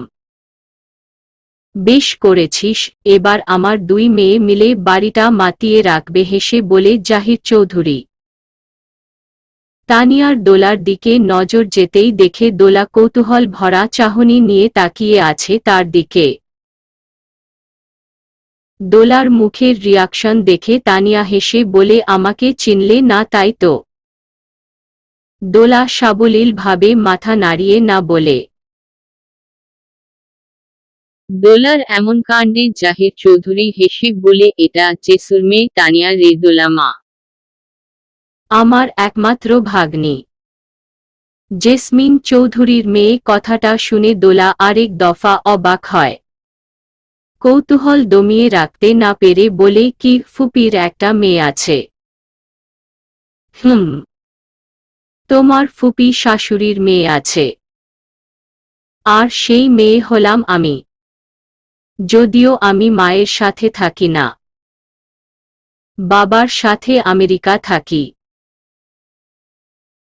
দোলা হাসার চেষ্টা করে বলে, ওহ সরি ভাই, প্রথমে চিনতে পারিনি। It's okay. কিন্তু আমি তোমাকে ঠিকই চিনেছি, তুমি না অনেক কিউট দেখতে। ব্রো নিশ্চয় তোমাকে দেখে পাগল হয়ে গেছে। তানিয়ার কথায় দোলা লজ্জা পায়, সাথে মুখটা ফ্যাকাশেও হয়ে যায়। তখনই উপর থেকে রুদ্রর চিৎকার শোনা যায়, যে চিৎকারে চৌধুরী বাড়ি কেঁপে উঠে যেন পুরো। রুদ্র চিৎকার করে একজন সার্ভেন্টকে ডাকেন। রুদ্রর চিৎকার শুনে সবাই চমকে উঠে। দোলা বুঝতে পারে না তার এমন চিৎকার করার কারণ কি হলো বলতো দোলা মা? রুদ্র এমন চিৎকার করছে কেন? জাহিদ চৌধুরী জিজ্ঞেস করেন দোলাকে কৌতূহল নিয়ে। তোমার ছেলের আবার কারণ লাগে মামু, যখন তখন চিৎকার করে দিলে হলো। কিন্তু ব্রো হঠাৎ চিৎকার করছে কেন? বৌমনি তুমি কি কিছু করেছ? তানিয়ার প্রশ্নে দোলা ভাবান্তর হয়ে বলে, কই না তো। এর মধ্যে একজন সার্ভেন্ট হাঁপাতে হাঁপাতে এসে বলে, ম্যাডাম ছোট সাহেব আপনারে ডাকে, তাড়াতাড়ি যান, অনেক রেগে আছে দেখলাম। সার্ভেন্ট এর কথায় দোলা একটা শুকনো ঢোক গিলে তানিয়া আর জাহিদ চৌধুরীর দিকে তাকায়। আর ওরাও দোলার দিকে ফ্যালফ্যালে চোখে তাকিয়ে। কিন্তু দোলা বুঝতে পারছে না যে রুদ্র তাকে কেন ডাকছে। সে তো কিছু করেনি। তখনই দোলার মনে পড়ে তার শাড়ির কথা। দোলা এক ছুটে রুমের দিকে যায়। দোলার কাণ্ডে জাহিদ চৌধুরী আর তানিয়া অবাক হয়ে তাকিয়ে আছে। ব্যাপারটা কি হলো? তানিয়ার প্রশ্নে জাহিদ চৌধুরীও কৌতূহল ভরা কণ্ঠে বলে, কিছুই বুঝলাম না। আচ্ছা তোর মায়ের সাথে দেখা করে আয়, তানিয়াকে বলে জাহিদ চৌধুরী। তানিয়া একটা মুচকি হাসি দিয়ে চলে যায় মায়ের ঘরে। রুদ্র রাগী লুকে দাঁড়িয়ে আছে বারান্দায়। দোলা ঘরের সামনে গিয়ে দাঁড়িয়ে যায়। বুকের মধ্যে টিপটিপ শব্দ তার। দোলা বুকে হাত দিয়ে একটা টানা শ্বাস ছেড়ে ভেতরে যায়। দোলা ভেতরে প্রবেশ করতেই রুদ্র কটাক্ষ কণ্ঠে বলে, এটা কি? দোলার ব্লাউজ ধরে জিজ্ঞেস করে। দোলা লজ্জা মিশ্রিত কণ্ঠে বলে, ব্লাউজ। রুদ্র দোলার কথায় অবাক হয়ে তার হাতের দিকে তাকিয়ে দেখে সে শাড়ির পরিবর্তে ব্লাউজ ধরে ফেলেছে। রুদ্র তাড়াতাড়ি করে সেটা ফেলে দেয় নিচে। রুদ্র কাজে দোলা মুখ চেপে হাসে। রুদ্র লজ্জা পেয়ে যায় কিছুটা তার কাজে। এই সব কি? হ্যাঁ, এটা কি জামা কাপড় দেওয়ার জায়গা? শক্ত কণ্ঠে বলে রুদ্র। দেখো রুমে থাকতে দিয়েছি বলে এই না, যা ইচ্ছে তাই করবে। এটা তোমার বস্তি পাওনি, যা খুশি করে রাখবে। আমি যেন নেক্সট টাইম বারান্দায় জামা কাপড় না দেখি। ইডিয়ট একটা। রুদ্রর বলা শেষের কথায় দোলার রাগ হয়, তাই সে রাগ দেখিয়ে বলে, দেখুন যখন যা ইচ্ছে হবে তাই বলবেন, এটা কিন্তু ঠিক না। ভেজা জামা কাপড় কোথায় দেব আমি? শুকানোর জন্য তো একটা জায়গা লাগে নাকি? আমি তো বাড়িতে বারান্দায় দিতাম। তাই এখানেও কথাটা বলে থেমে যায় দোলা। এটা তোমার শো কল্ড বারান্দা পাওনি ওকে। এটা আমার রুম, আমার বারান্দা। আর সব কিছু আমার মতো হবে। একদম নোংরা করার চেষ্টা করবে না। যত সব আজাইরা প্যারা আমার উপর। এরপর থেকে ছাদে দিয়ে আসবে তোমার জামা কাপড়, বুঝেছ? তুমি আমার পিছে কেন পড়েছ বলো তো? এই বাড়িতে থাকছ ভালো কথা, নিজের মতো থাকো। আমাকে কেন বিরক্ত করছো বারবার? বিরক্ত নিয়ে বলে রুদ্র কথাগুলো। দোলার এবার খারাপ লাগে খুব রুদ্রর কথায়। চোখে পানি টলমল করছে। কিন্তু তার তো দুর্বল হলে চলবে না। তাই দোলা চোখের পানিটা মুছে দৃঢ় কণ্ঠে বলে, শুনুন, আমার ওই শো কল্ড বারান্দায় ভালো আপনার বারান্দা থেকে। তো যাও না সেখানে, এখানে কেন আছো? সাবলীল ভাবে বলে রুদ্র। যাওয়ার হলে তো চলেই যেতাম। নরম স্বরে বলে দোলা কথাটা। শুনো, শেষবারের মতো বলছি, এই রুমে থাকবে ঠিক আছে, কিন্তু আমাকে জ্বালানোর একদম চেষ্টা করবে না। তাহলে কিন্তু ভালো হবে না বলে রুদ্র ভেতরে চলে আসে। পেছনে থেকে বলে, তাড়াতাড়ি এইগুলো সরাও এইখান থেকে। দোলা শাড়িগুলো গুছিয়ে ওইখানেই ভাঁজ করতে থাকে। পেছনে থেকে আপু বলে ডেকে উঠে রোকন। রোকনের কণ্ঠস্বর পেয়ে দোলা চমকে পিছু ঘুরে মুখে হাসি ফুটে উঠে। ভাই তুই এখানে বলে দোলা এগিয়ে আসে। রুদ্র শার্ট পরছিল। রোকনকে দেখে ভ্রু কুঁচকে তাকায়। রোকনও রুদ্রকে দেখে একটা ঢোক গিলে ভয়ার্ত চোখে তাকায়। দোলা রুদ্রর দিকে পাত্তা না দিয়ে রোকনের কাছে গিয়ে জড়িয়ে ধরে। রোকনও বনকে ঝাপটে ধরে। রুদ্র শার্ট পরে বেরিয়ে যায় রুম থেকে। আপু, ওই ছোট সাহেব কি তোকে বকছিল? রোকনের কথায় দোলা চমকে যাওয়া চোখে তাকিয়ে আমতা আমতা করে বলে, আমাকে কেন বকবে উনি? রোকন সন্দিহান হয়ে তাকায়। না, আসতে আসতে তাই মনে হচ্ছিল। যাই হোক, কেমন আছিস আপু? ছোট সাহেব তোর সাথে খারাপ ব্যবহার করেনি তো? রোকনের কথায় দোলার চোখ ছলছল করে উঠে। মায়াভরা চোখে তাকায় রোকনের দিকে। ছোট হয়েও বোনের জন্য কত চিন্তা তার। ভাই বোনের সম্পর্কগুলো এমনই হয়। ভালোবাসা, মায়া একটা মানুষকে বড় করে দিতে পারে, শারীরিকভাবে না হোক মানসিক দিক থেকে। যেমন রোকনের হয়েছে দোলার জন্য।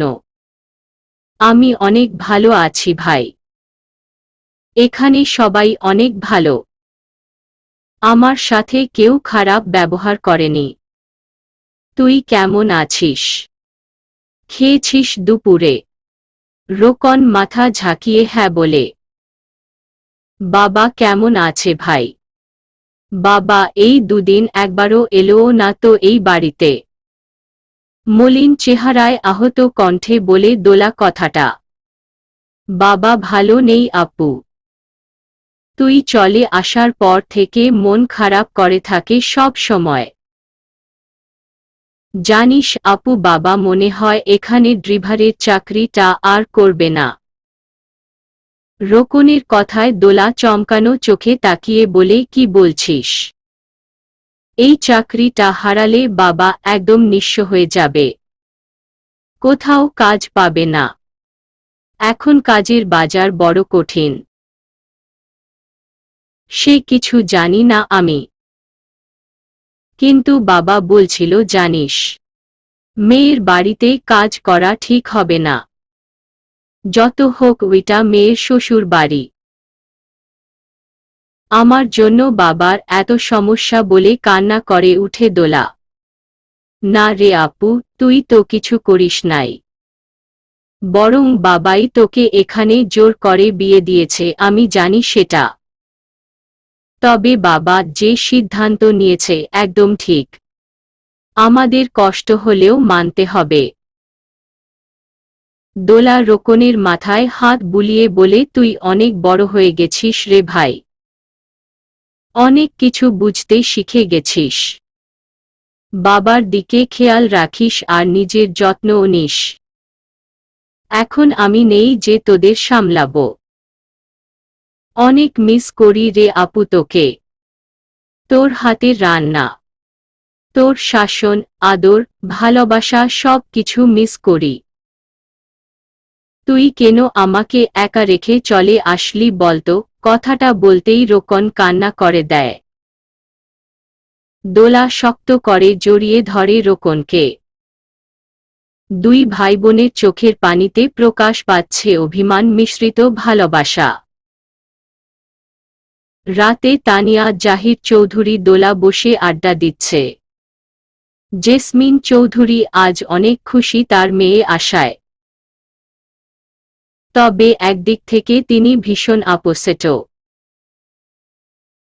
তানিয়া ঠিক সময় আসলে আজ হয়তো দোলা এই বাড়িতে থাকত না, এমনটাই মনে হয় তার। তানিয়াকে আসতে দেখে রুদ্রও খুশি হয়েছে। রুদ্র এই পৃথিবীতে দুজন নারীকে স্থান দিয়েছে তার জীবনে, তার পিপি আর তানিয়াকে, যাকে সে নিজের বোন বলে ভাবে। তানিয়াও রুদ্রকে ভাই ছাড়া অন্য কিছু ভাবেনি কখনো। তানিয়া যা আবদার করে রুদ্র তাই দেওয়ার চেষ্টা করে। কিন্তু জেসমিন চৌধুরী এটাকে অন্য চোখে দেখে তানিয়া আর রুদ্রর বিয়ে দেওয়ার কথা চিন্তা করেন। রাতে খাওয়া দাওয়া শেষ করে যে যার ঘরে আসে ঘুমাতে। রাত প্রায় 12টা। রুদ্র এখনো বাড়ি ফিরেনি। সেই বেরিয়েছে সে, এর মধ্যে আসার নাম নেই তার। দোলা রুমে গিয়ে ফ্রেশ হয়ে শুয়ে পড়ে বিছানায় রিল্যাক্স হয়ে। সারা দিনে অনেক ধকল গেছে তার উপর। এখন একটা শান্তির ঘুম দরকার। দোলা চোখ বন্ধ করতেই গোত্রাতের কথা মনে আসে, সামনে ভেসে উঠে ঘুম থেকে রুদ্র টেনে তোলা। দোলা চট করে চোখ খুলে উঠে বসে। আজ আবার আমাকে বিছানা থেকে টেনে ফেলে দেবে না তো? আমি কি নিচে ঘুমাবো? ঘুমালে তো রাক্ষসটা এসে টানাটানি শুরু করবে। আমার শান্তির ঘুমের 13টা বাজিয়ে দেবে। এর থেকে ভালো আমি নিচে ঘুমাই বলে দোলা বিছানা ছেড়ে নামতে গিয়ে কিছু একটা ভেবে আর নামে না। আবারও শুয়ে পড়ে বিছানায়। তারপর তলিয়ে যায় বিভোর ঘুমের রাজ্যে। রাত 12:30। রুদ্র ক্লান্ত শরীর নিয়ে বাসায় ফিরে, বাইরে থেকে খেয়ে এসেছে সে। রুদ্র ঘরের মধ্যে আসতেই দোলার ঘুমন্ত মায়াবী চেহারাটা সামনে পড়ে। ঘুমন্ত দোলাকে অনেক সুন্দর লাগছে। রুদ্র মাদক চোখে তাকিয়ে থাকে দোলার দিকে। রুদ্র আস্তে আস্তে দোলার কাছে এগিয়ে আসে, দোলার থেকে এক হাত দূরে দাঁড়িয়ে ভালোভাবে দেখে রুদ্র দোলাকে। দোলার অনেক বড় বড় চুল হওয়ায় সেগুলো খাট থেকে নেমে নিচে গড়াগড়ি খাচ্ছে, সামনের ছোট চুলগুলো এলোমেলো হয়ে মুখে ছড়িয়ে আছে।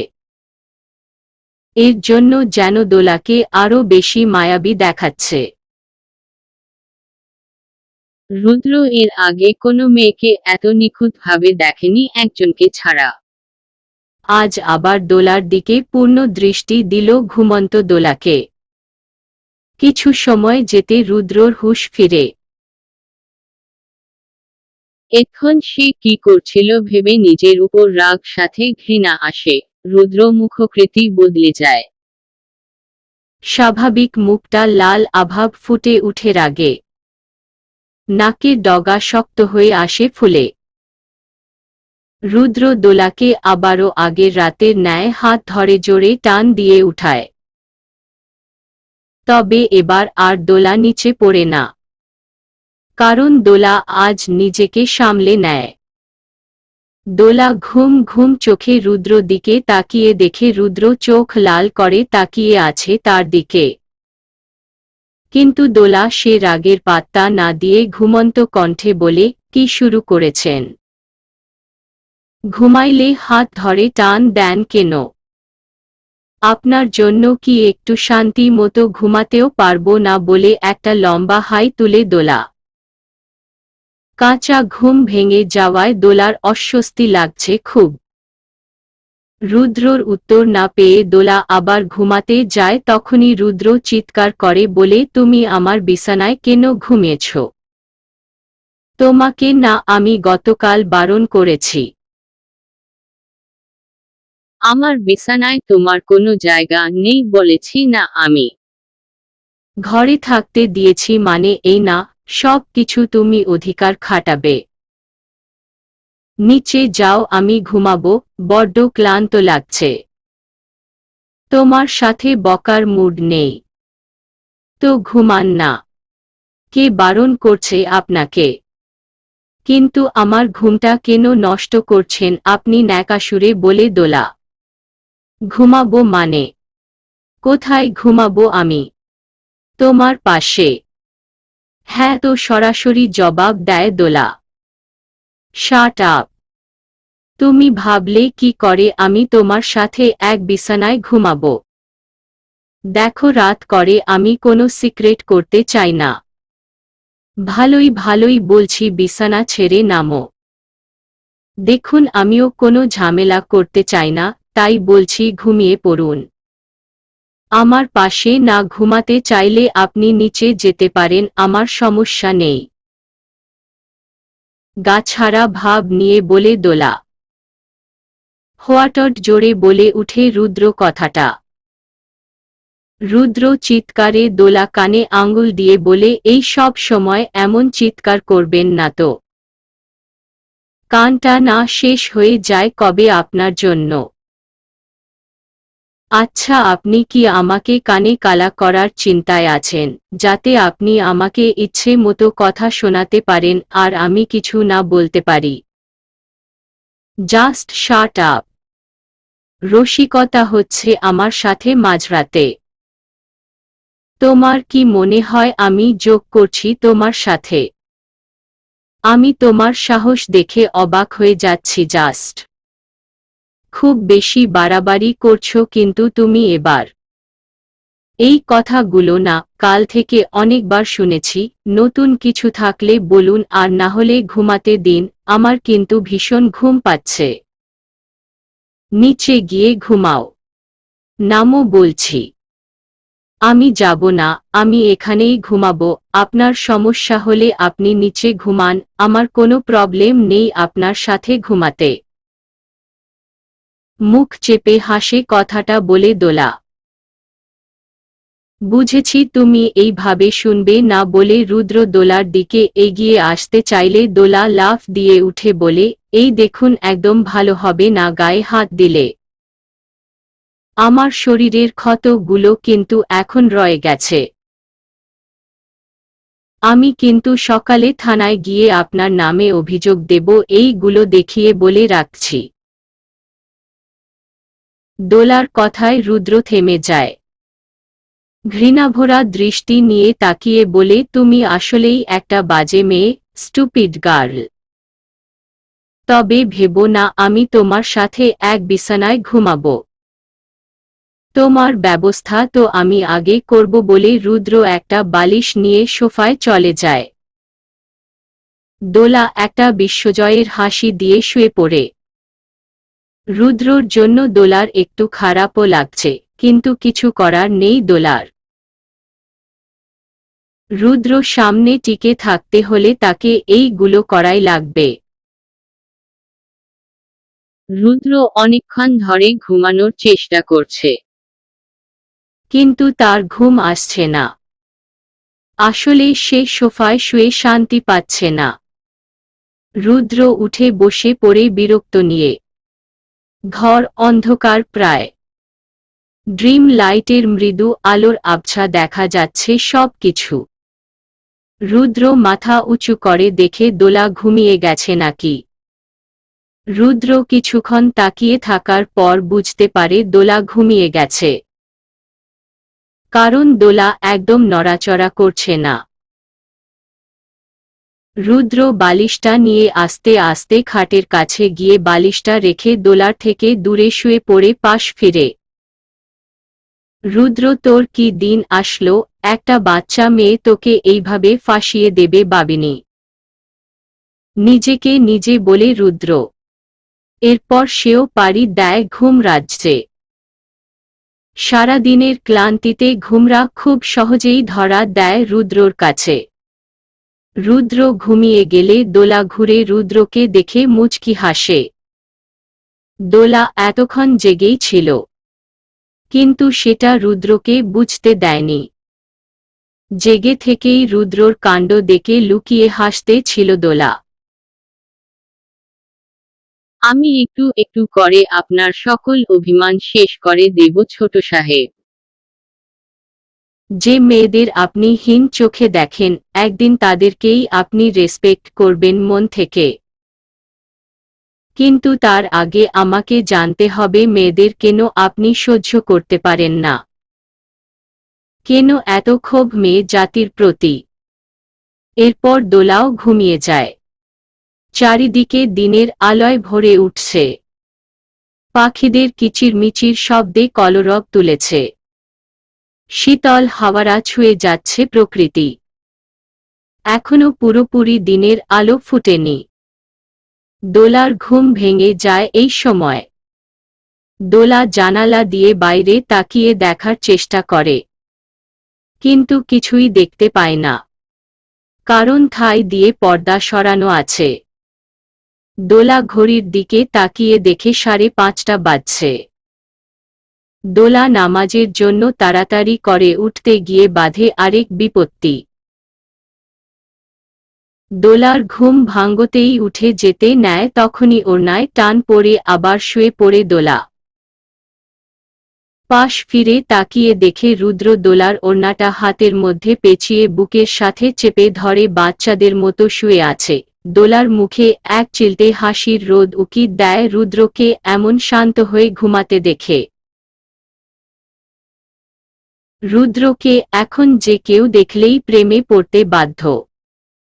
ঘুমন্ত চেহারায় মাধুর্য যেন উপচে পড়ছে। কিছুক্ষণ তাকিয়ে থাকার পর দোলার নামাজের কথা স্মরণে আসতে ওড়নার চিন্তায় পড়ে যায়। রুদ্র যেভাবে ওড়নাটা ধরে আছে, তাতে বের করা সহজ হবে বলে মনে হয় না। তারপরও দোলা চেষ্টা করে ওড়নাটা রুদ্রর হাত থেকে বের করার। কিন্তু দোলা ব্যর্থ হয়ে অসহায় চোখে ওড়নার দিকে একবার আরেকবার রুদ্রর দিকে তাকায়। রুদ্র একটু নড়েচড়ে উঠে ওড়নাটা আরো শক্ত করে ধরে ঘুমায়। দোলা একটা ফোঁস করে নিঃশ্বাস ছেড়ে বালিশে মাথা রেখে বলে, যেটুকু আশা ছিল এবার সেটাও গেল। এই রাক্ষসটা কখন উঠবে আর আমি কখন উঠে নামাজ পড়ব? আবার ওড়নাটা দেখে যদি পড়ে ঝামেলা করে। এই রাক্ষসকে নিয়ে বিশ্বাস নেই, না বা আমি আগে ওড়নাটা বের করি। নাহলে দেখা যাবে ওই ওড়নার সাথে আমাকে বেঁধে ঝুলিয়ে রেখেছে। দোলা হালকা উঠে রুদ্রর হাত থেকে ওড়নাটা বের করার আপ্রাণ চেষ্টা করে, কিন্তু সে বরাবরের মতো ব্যর্থ। দোলার টানাটানিতে রুদ্রর ঘুম ভেঙে যায়। চট করে চোখ খুলতেই দেখে দোলা রুদ্রর খুব কাছাকাছি। রুদ্রকে চোখ খুলে তাকাতে দেখে দোলার চোখ বড় আকৃতি ধারণ করে। শুকনো ঢোক গিলে গোটা কয়েক। রুদ্র প্রথমে বুঝতে একটু সময় নেয় আসলে কি হয়েছে বা হচ্ছে। যখন তার মস্তিষ্ক জানান দেয় যে দোলা তার খুব নিকটে অবস্থান করছে, রুদ্র এক লাফে উঠে বসে রাগী কণ্ঠে বলে, এই কি করছিলে তুমি আমার কাছে? ইডিয়েট গার্ল, তুমি আমার ঘুমন্ত অবস্থার সুযোগ নিচ্ছিলে। রুদ্রর কথায় দোলা হা হয়ে যায়। অবাক হয় রুদ্রর কথা শুনে। এমন করে তাকিয়ে কি দেখছো? হ্যাঁ, কি ভেবেছ আমি কিছু বুঝতে পারবো না? তুমি যে সুবিধার মেয়ে না, এটা অনেক আগেই বুঝেছিলাম। তুমি আমার সাথে আমার বিছানায় এত কাছে কেন তার জবাব দাও আগে, কটাক্ষ কণ্ঠে বলে রুদ্র। কি যাতা বলছেন সব? আমি কেন আপনার ঘুমন্ত অবস্থার সুযোগ নিতে যাব? আমি তো ওই বলে দোলা থেমে যায়। বাকিটা বলতে গিয়েও বলতে পারে না যেন। ওই কি? বলো। আর বলবে বাকি? এখন তো ধরা পড়ে গেছো হাতে নাতে, তাই না? বাজে মেয়ে একটা। রুদ্র শেষ কথায় দোলার রাগ সাথে খারাপও লাগে। তাই দোলা আর চুপ থাকে না। শুনুন, আপনার কাছে যাওয়া বা আপনার থেকে সুযোগ নেওয়ার কোনো ইচ্ছে আমার নেই, ওকে? আমার ওড়নাটা আপনার হাতের মুঠোয় ছিল, তাই সেটা বের করার চেষ্টা করছিলাম।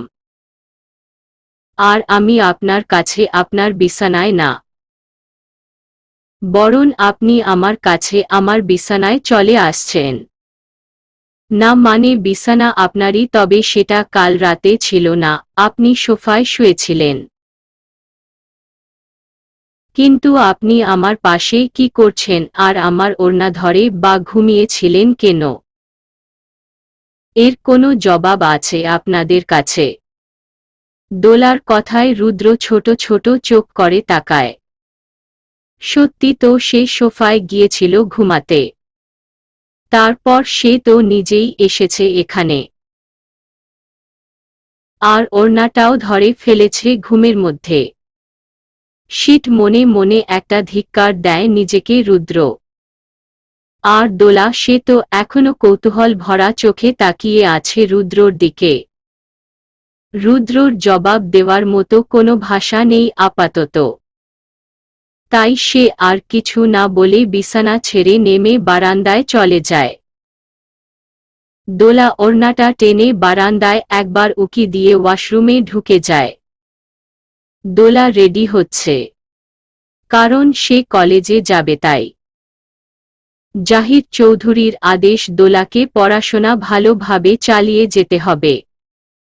যদিও দোলা অনেক মেধাবী ছাত্রী। আশা তো খুব খুশি শুনে যে দোলা নিয়মিত কলেজ করবে তাই। বৌমনি, তুমি কলেজে যাচ্ছ, এইদিকে আমি বাড়িতে একা একা বোরিং টাইম। মুখটা ফ্যাকাশে করে বলে তানিয়া। দুপুরের মধ্যে ফিরে আসব তানিয়া। তুমি না হয় ততক্ষণ ফুপির সাথে সময় কাটাও। এসে আমরা আড্ডা দেব কেমন? তানিয়া আর কিছু না বলে মুচকি হেসে বলে, ওকে। কলেজ থেকে ফিরে কিন্তু আমাকে সময় দিতে হবে অনেক। তখন কোনো বারণ শুনব না। হুম, ওকে ডিয়ার। এসে আমরা কথা বলবো, এখন আসি বলে দোলা বেরিয়ে যায় জাহিদ চৌধুরীকে বলে। রুদ্র একটু আগে বেরিয়ে গেছে অফিসে। দোলা যে কলেজ যাবে আজ থেকে এটা শুনেছে রুদ্র। কিন্তু দোলার কোনো বিষয়ে তার মাথা ব্যথা নেই। তাই কোনো মতামত রাখেনি সে এখানে। দোলা রাস্তা দিয়ে হেঁটে যাচ্ছে। উদ্দেশ্য সামনে থেকে রিকশা নেবে একটা কলেজ যাওয়ার জন্য। জাহিদ চৌধুরী দোলাকে বাড়ির গাড়ি নিয়ে যেতে বলেছিল, কিন্তু দোলা রাজি হয়নি। সে চায় আগের মতো সব কিছু থাক তার। জাহিদ চৌধুরী আর জোরাজোরিও করেনি দোলা।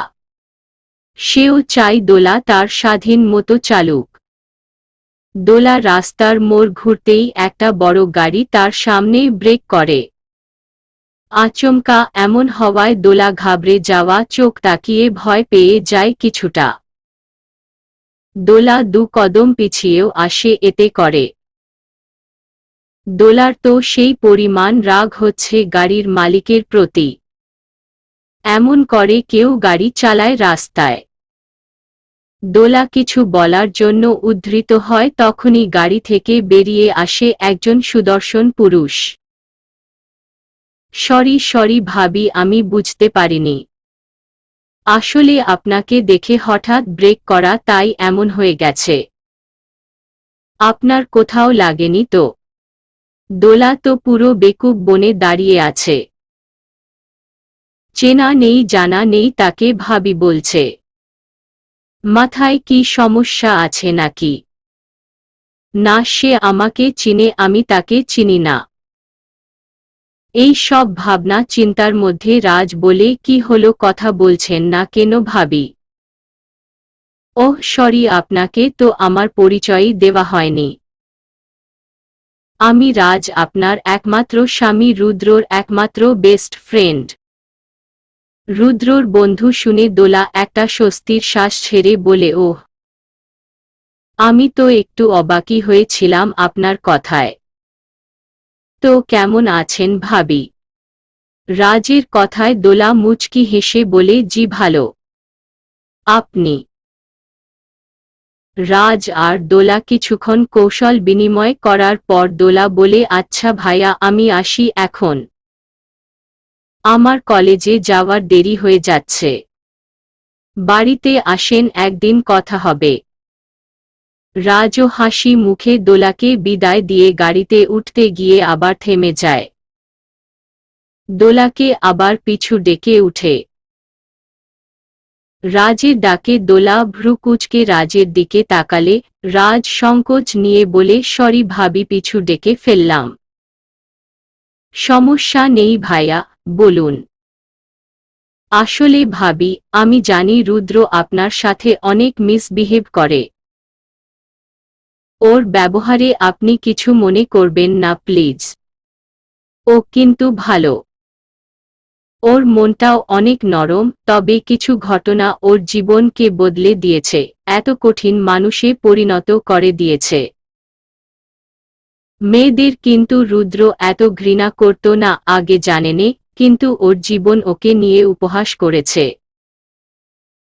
যার জন্য রুদ্র এখন কোনো মেয়েকেই বিশ্বাস করতে পারে না। তবে আমি জানি আপনি অনেক ভালো। আমি আপনার কথা শুনেছি আঙ্কেলের কাছ থেকে।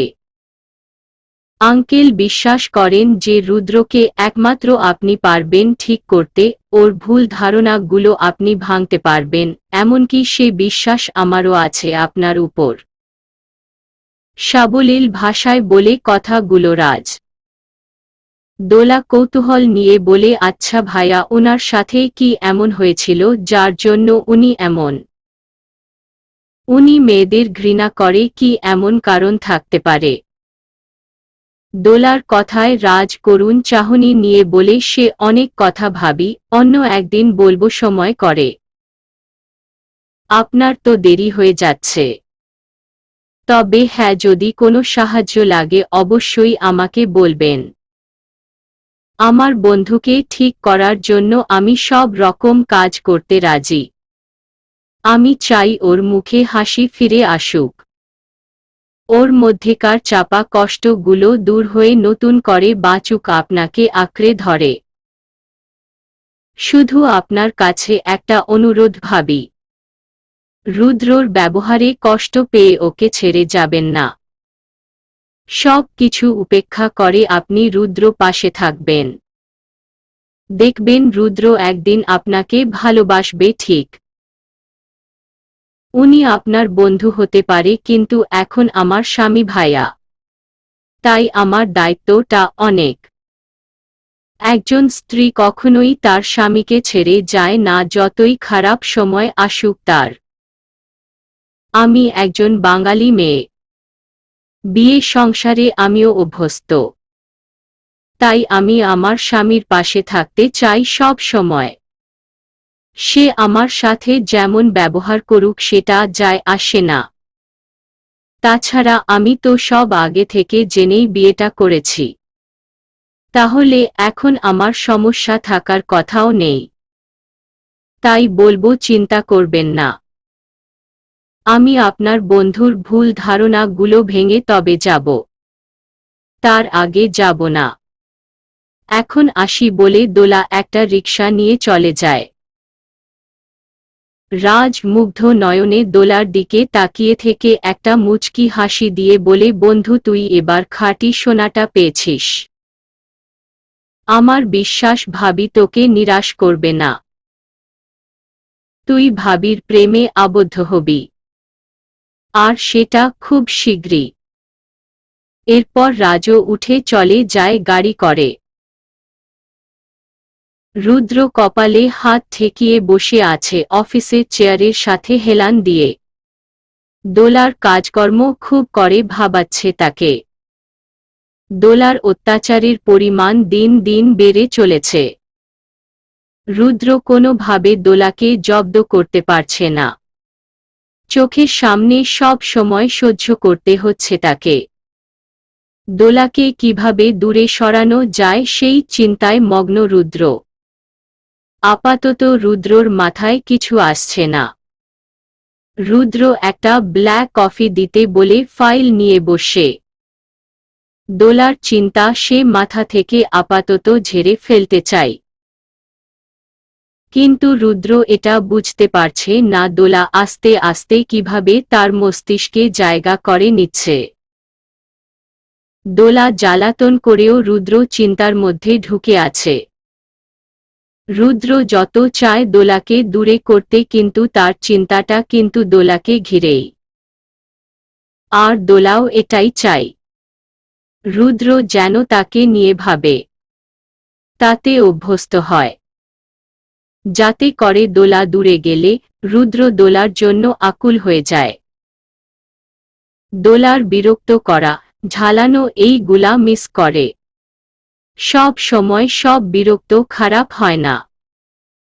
কিছু কিছু বিরক্তিকর জিনিস কাছের মানুষগুলো আরও কাছে নিয়ে আসার পথ তৈরি করেও দেয়।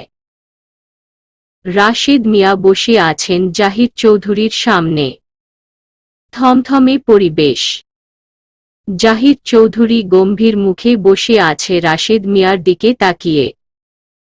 আর রাশেদ মিয়া অপরাধ সূচক দৃষ্টিনত করে বসে আছে জাহিদ চৌধুরীর সামনে। তাহলে তোমার সিদ্ধান্ত এটাই রাশেদ? তুমি আর এখানে ড্রাইভারি করবে না? আমি তো আমার বক্তব্য দিয়ে দিয়েছি বড় সাহেব। আমার সমস্যাটাও বলেছি আপনাকে। দেখুন, যতই হোক আমি মেয়ের বাবা। জামাইয়ের বাড়িতে আমি কাজ করে হাত পেতে টাকা নিতে পারি না। আমার মেয়ের একটা আত্মসম্মানবোধ আছে। এমনকি আমার জামাইয়ের ও দৃষ্টিকটু লাগতে পারে।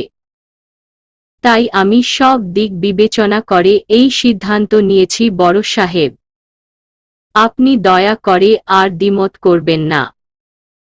আমাকে মাফ করুন বলে হাত জোর করে রাশেদ মিয়া। জাহিদ চৌধুরী একটা টানা নিঃশ্বাস ফেলে বলে, আমি সবই বুঝতে পারছি রাশেদ। কিন্তু তুমি আমার অনেক পুরানো ড্রাইভার। তোমাকে ছাড়া আমি কোথাও যাই না। রুদ্রও তোমাকে ভরসা করে। সেখান হঠাৎ করে এমন একটা সিদ্ধান্ত মেনে নিতে কষ্ট হচ্ছে। তবু কি করার? তুমি যেটা বলেছ ভুল বলনি। কিন্তু তুমি এরপর করবে কি? জাহিদ চৌধুরীর কথায় রাশেদ মিয়া অসহায় ফেস করে তাকায়। রাশেদ মিয়ার মুখের রিয়াকশন দেখে বুঝে যায় যা বোঝার। শুনো রাশেদ, আমি তোমার কথায় রাজি হতে পারি, তবে একটা শর্তে। জাহিদ চৌধুরীর কথায় রাশেদ মিয়া আতঙ্কিত কণ্ঠে বলে, কি শর্ত বড় সাহেব? তুমি যতদিন না কোনো কাজ পাচ্ছ ততদিন তোমার বেতন অব্যাহত থাকবে। মানে তুমি আর কাজ করবে না ঠিক আছে, কিন্তু আমি তোমাকে তোমার প্রতি মাসের বেতনটা পাঠিয়ে দেব। আর এটা ততদিন হবে যতদিন না তুমি অন্য কোনো কাজ পাচ্ছ। জাহিদ চৌধুরীর কথায় রাশেদ মিয়া অবাক হয়ে বলে, কিন্তু বড় সাহেব, রাশেদ মিয়াকে বাকিটা বলতে না দিয়ে হাত উঁচিয়ে থামিয়ে দেয় তাকে। আমি যেটা বলেছি সেটাই হবে রাশেদ। এর বাইরে আর কোনো কথা আমি শুনতে চাই না। বাহ বাহ, বেশ সুবিধা পেয়েছ রাশেদ মিয়া তুমি। বড়লোক বাড়িতে মেয়ের বিয়ে দিয়ে এখন তার ফায়দা উঠাচ্ছ। বসে বসে মাসের বেতন আর কি লাগে তোমার, বলতে বলতে আসেন কথাগুলো জেসমিন চৌধুরী। জেসমিন চৌধুরীর কথায় কষ্ট পায় রাশেদ মিয়া। মনটা ভীষণ খারাপ হয়ে যায়। তার মধ্যে এমন চিন্তা ভাবনা কখনোই ছিল না, আর না এখন আছে। তুই চুপ কর জেসু। এই ব্যাপারে তোকে কথা বলতে কে বলেছে, শক্ত কণ্ঠে বলে জাহিদ চৌধুরী। কেন ভাইয়া, আমি কথা বলবো না? ওরা বাপ মেয়ে চালাকি করে এই সব করছে, যাতে কাজ না করেও টাকা ইনকাম করা যায়। আসলে তুমি তো সহজ সরল ভাইজান, তাই বুঝতে পারছো না এদের প্ল্যানিং। এই সব ছোট লোকগুলো অনেক চালাক চতুর হয়। আমাকে মাফ করবেন ম্যাম সাহেব, তবে আপনি যেমনটা ভাবছেন আমি তেমন নয়। আমরা গভীর হতে পারি কিন্তু কারো টাকার দিকে কুনজর আমাদের নেই। আর বড় সাহেব আমাকে মাফ করবেন, আমি হয়তো আপনার কথাটা রাখতে পারবো না। আল্লাহর দুনিয়ায় ঠিক কিছু না কিছু একটা ব্যবস্থা হয়ে যাবে। তিনি আমাদের খাওয়ার ব্যবস্থা করে দিবেন। আমি আসি বলে রাশেদ মিয়া চলে যেতে যায়, তখনই দোলা প্রবেশ করে বাড়ির মধ্যে। কলেজ থেকে ফিরে দোলা বাবাকে দেখে চোখ ছলছল করে উঠে তার। দোলা ছুটে এসে বাবাকে জড়িয়ে ধরে। রাশেদ মিয়া পরম আবেশে দোলাকে জাপটে ধরে। আজ 3 দিন পর মেয়েকে দেখছেন তিনি। অপরাধবোধ আর লজ্জার কারণে দোলার সামনে আসার সাহস পাননি তিনি। দোলার জীবনটা তার জন্য নষ্ট হয়েছে এটা বিশ্বাস করেন তিনি। কেমন আছো বাবা? কখন এসেছো তুমি? একবারও আসনি কেন আমার সাথে দেখা করতে?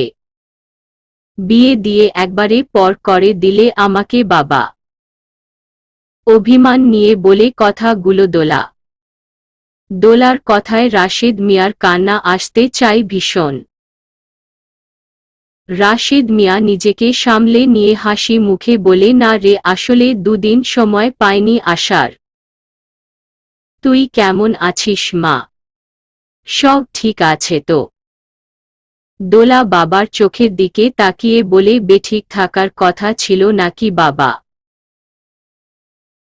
দোলার এই অভিমান মিশ্রিত কথার জবাব রাশেদ মিয়ার কাছে নেই। জেসমিন চৌধুরী উঠে দাঁড়িয়ে বলে, যৎসব ন্যাকামি বলেই তিনি আবার চলে যান সেখান থেকে। তুমি দুপুরে খেয়েছো কিছু বাবা? আসো, খাবে তুমি? আমি তোমাকে নিজ হাতে রান্না করে খাওয়াবো আজ। তুমি কিন্তু খেয়ে যাবে একদমই, বলে কথাগুলো দোলা। জাহিদ চৌধুরী হাস্যমুখে বাবা মেয়ের মিলন উপভোগ করছে। না রে মা, আজ খাবো না আমি। আমাকে একটা কাজে বাইরে যেতে হবে। তাছাড়া আমি খেয়ে এসেছি। তুই যা, ফ্রেশ হয়ে আয়। আমি অন্য দিন আসবো কেমন, বলে রাশেদ মিয়া বেরিয়ে যায় দোলাকে কিছু বলার সুযোগ না দিয়ে। দোলা তার বাবার চলে যাওয়ার দিকে তাকিয়ে অঝরে কান্না করে দৌড়ে উপরে চলে আসে রুমে। তার বাবা যে তার থেকে পালিয়ে গেল এটা বেশ বুঝতে পারছে দোলা। তুমি কেন নিজেকে দোষী ভাবছো বাবা? আমি তো মেনে নিয়েছি সব কিছু। আমার ভাগ্যকে আমি আপন করে নিয়েছি, তাহলে তুমি কেন সব কিছু থেকে বেরিয়ে আসতে পারছো না, বলে বিছানার চাদর খামচে ধরে কেঁদে উঠে দোলা। দোলার তার বাবার চোখে লুকায়িত অশ্রুগুলো ঠিকই উপলব্ধি করেছে। যার জন্য দোলার মধ্যে এত কষ্ট হচ্ছে। চলবে।